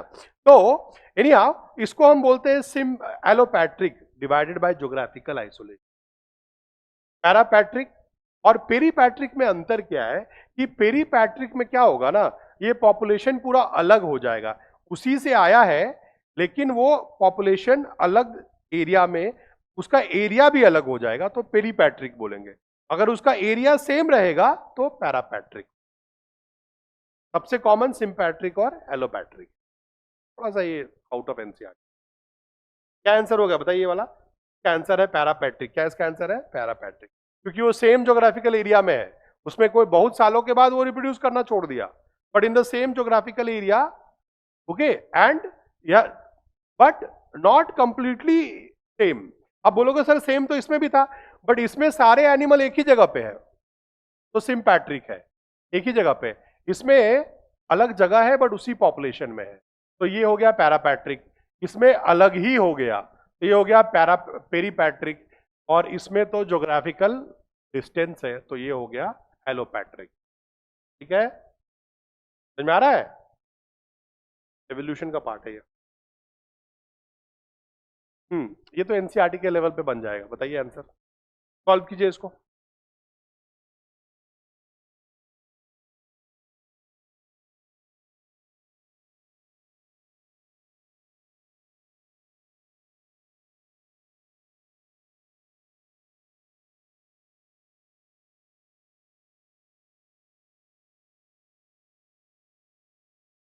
इसका आंसर बी दीजिए। अच्छा देखते हैं, देखिए। अच्छा मुझे बताइए, ऑक्सीजन 160 कहाँ पे होता है? आउटसाइड में होता है, आउटसाइड एक्सहेल्ड एयर या आउटसाइड एटमॉस्फेरिक एयर में होगा ये। और 0.3 भी एटमॉस्फेयर का क्या दिया हुआ है? एटमॉस्फेयर का दिया हुआ है वाला। फिर वाई ये बाहर का एक्सहेल्ड एयर या एटमॉस्फेयर। वाई अगर देखो तो एल्वियोलाई में कहा होता है, ये एल्वियोलाई में होता है। और जेड देखो कि भाई ऑक्सीजन 40 से कम है टिश्यू में होता है, और 45 से ज्यादा कार्बन डाइऑक्साइड टिश्यू में होता है। तो इसका ऑप्शन क्या बन रहा है बताइए? ये टिश्यू है, ये टिश्यू है, ये एल्वियोलाई है, और ये एटमॉस्फेयर एक्सहेल्ड एयर, तो एक्सहेल्ड एयर बोल सकते हैं। क्या आंसर बन रहा है इसका? Exhaled air. इसका आंसर इनहेल्ड भी कह सकते, इनहेल्ड। अच्छा inhaled air, sorry, exhaled will be less. Inhaled inhaled inhaled क्या एयर होगा? इनहेल्ड एयर, बिकॉज इनहेल्ड में ऑक्सीजन ज्यादा होगा ना, एक्सहेल्ड में थोड़ा कम हो जाता है। Inhaled air. क्या आंसर होगा बताइए इसका? अच्छा इसका अब ये आया हुआ है, इसमें आंसर क्या दिया हुआ है? बी दिया हुआ है, ठीक है ना। इसमें आंसर बी जो दिया हुआ है उसका कारण ये है कि इनहेल्ड एयर तो मैच कर रहा है, टिश्यू भी मैच कर रहा है, but pulmonary when is the one जहां पे पल्मनरी वेन में क्या होता है, 95 ऑक्सीजन होता है, ऑक्सीजनेटेड ब्लड है ना, और कार्बन डाइऑक्साइड कितना होगा? 40 होगा। वेरएज यहां पे अगर तुम देखोगे पल्मनरी आर्टरी एकदम मैच नहीं कर रहा है। पल्मनरी आर्टरी में क्या होगा? Pulmonary artery has got oxygenated blood, इसीलिए नियरेस्ट आंसर ये आ रहा है। समझ रहे हो? नियरेस्ट आंसर ये आ रहा है, और कोई आंसर बन नहीं रहा है, because this is the nearest answer. और कोई आंसर बन रहा है देखो तो, this is the nearest answer, not exact answer.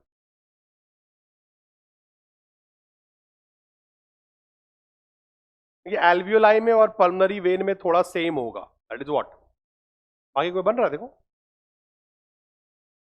ठीक क्यों नहीं हो सकता? बिकॉज पल्मनरी आर्टरी में बताइए, पल्मनरी आर्टरी तो डीऑक्सीजनेटेड ब्लड है, डीऑक्सीजनेटेड ब्लड में कार्बन डाइऑक्साइड कितना होगा? Carbon dioxide will be 40 and oxygen will be what? 40, 45 and 40 oxygen.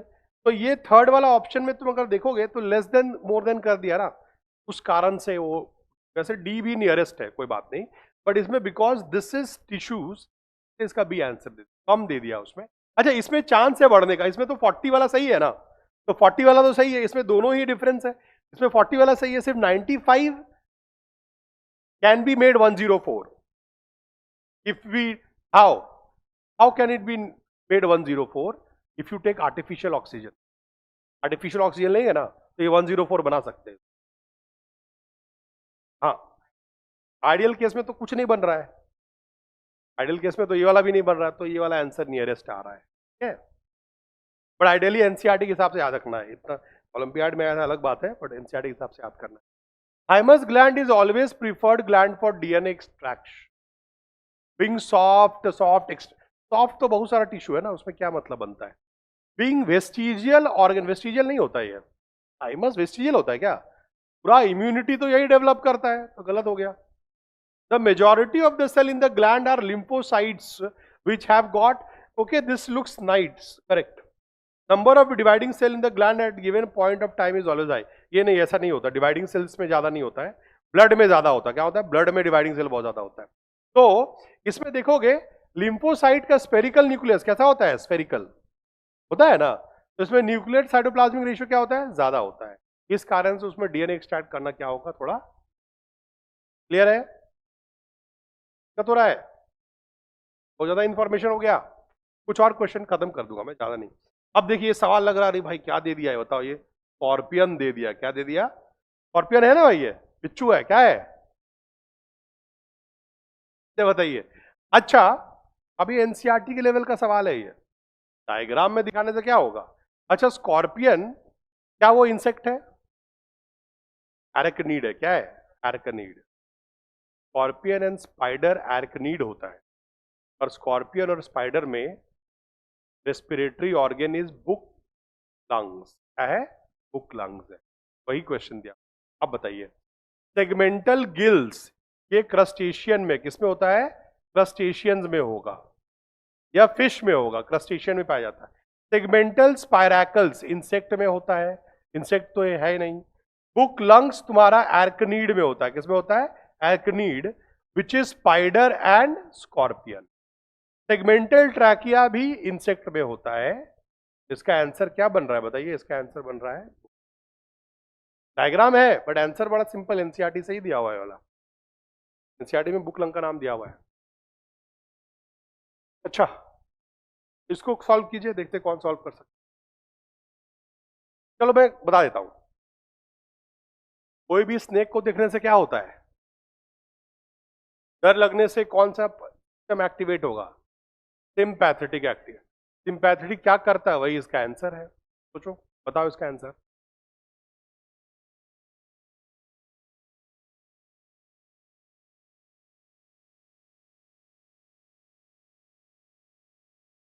देखिए, मैं याद करा देता हूं आप लोग।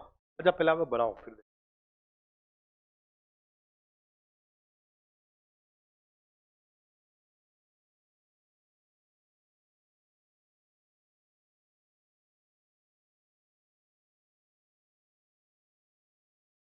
चलिए देखते हैं। देखिए, ऑप्शन क्या बोल रहे हो?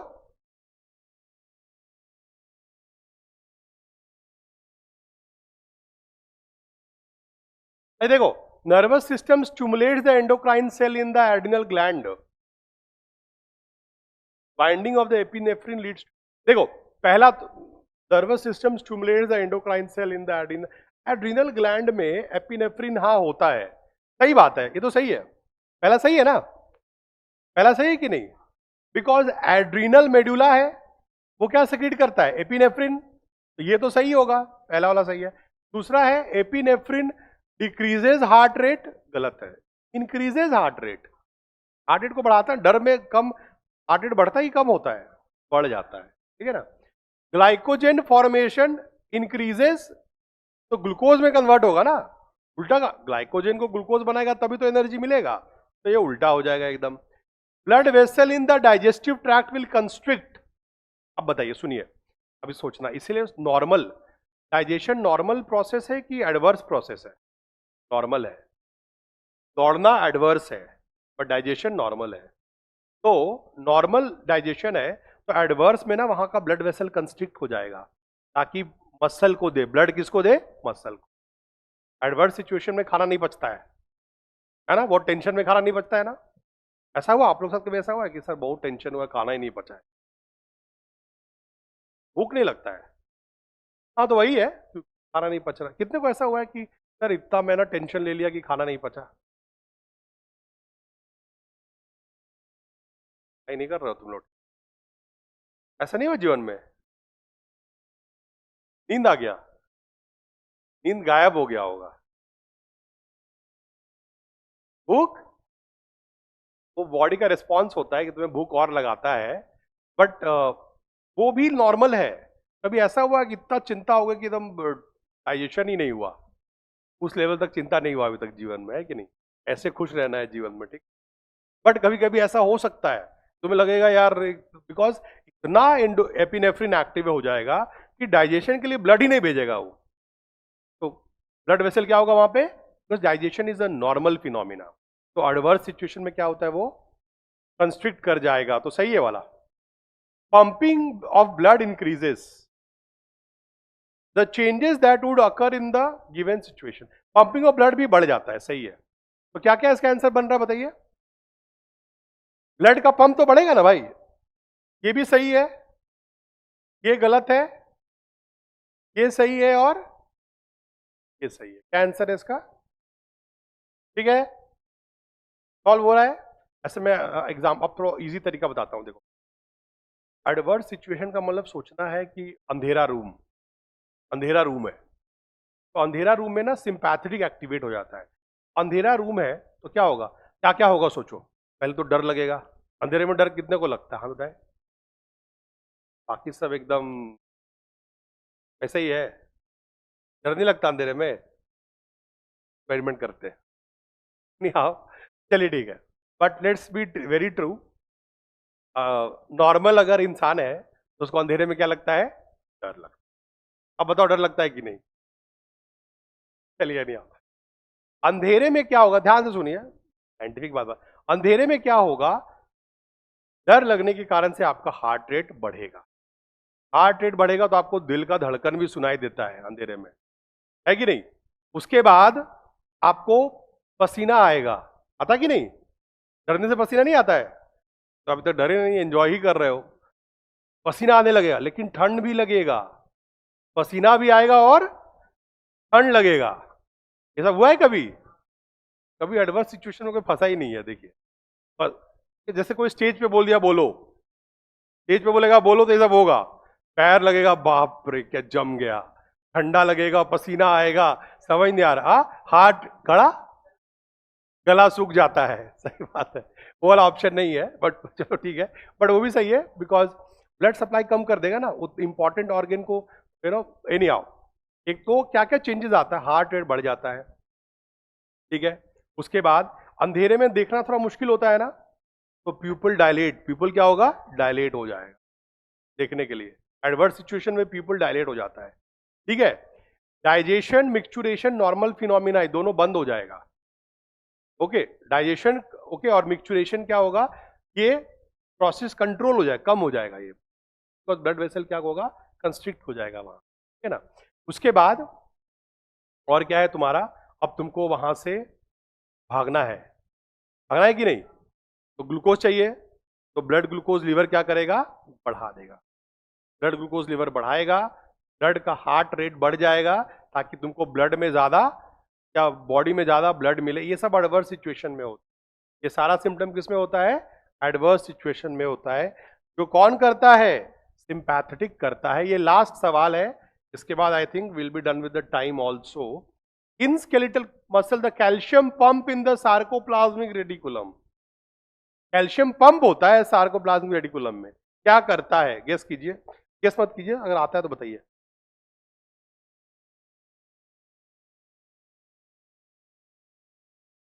क्या होगा, चलिए देखते हैं। देखिए इधर, देखिए,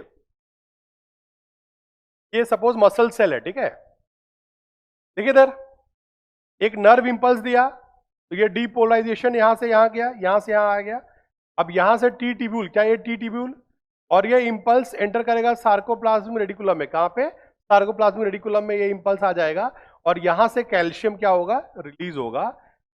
अब जब ये कॉन्ट्रैक्शन खत्म हो जाएगा, ये एक्टिवली रीएब्जॉर्ब, क्या होना चाहिए, actively reabsorb.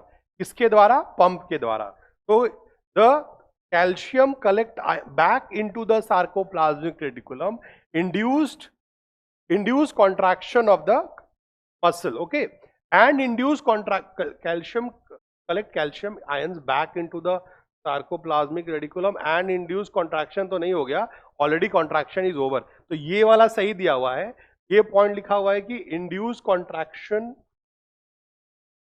Collect them actively, and induced contraction should not be there after the contraction of the myofibril। या ये कह सकते हैं कि पूरा मसल का कॉन्ट्रैक्शन उसके बाद, ये कह सकते हैं ना कि भाई अभी तो सार्कोमेयर कॉन्ट्रैक्ट किया था, तब तक स्टेप अगर तुम बढ़ोगे उसके बाद तुम्हारा क्या होगा, पूरा मसल कॉन्ट्रैक्ट कर सकता है। बट एक्टिवली, दो सिंपल इसका एक्चुअली इसको सॉल्व कैसे करते हैं। Active reabsorption of calcium, active is always by a pump, inactive is by a channel. Inactive calcium is by a channel, inactive sodium is by a channel। Pump में हमेशा क्या चाहिए होगा, सोडियम पोटेशियम पंप को क्या चाहिए, actively reabsorb होता है, तो वहां पे क्या होता है, इसमें पंप होता है। कैंसर सी बन रहा है। आई थिंक विद दिस मैं आपको ये बताना चाह रहा था, मैं बस ना ये क्वेश्चन मैंने नहीं बनाया, बस किसी जस्ट बोला किसी को प्रीवियस ईयर पेपर का क्वेश्चन डाल दो खाली जूलॉजी का। तो आप देख सकते हो रैंडम क्वेश्चन लिया गया है। अगर रैंडम क्वेश्चन भी ऐसा नहीं कि पूरा इररिलेवेंट है, सिर्फ एक टॉपिक में नहीं पढ़ाया हूं, एनिमल बिहेवियर वाला क्वेश्चन, वो एमएससी लेवल का, अभी पढ़ाने का कोई मतलब बनता नहीं है। एनिमल बिहेवियर से भी ओलंपियाड में सवाल आता है, but physiology and normal chapter से काफी सवाल आता है। अगर आप इसको भी बना दोगे तो ओलंपियाड में अच्छा कर पाओगे। ठीक है।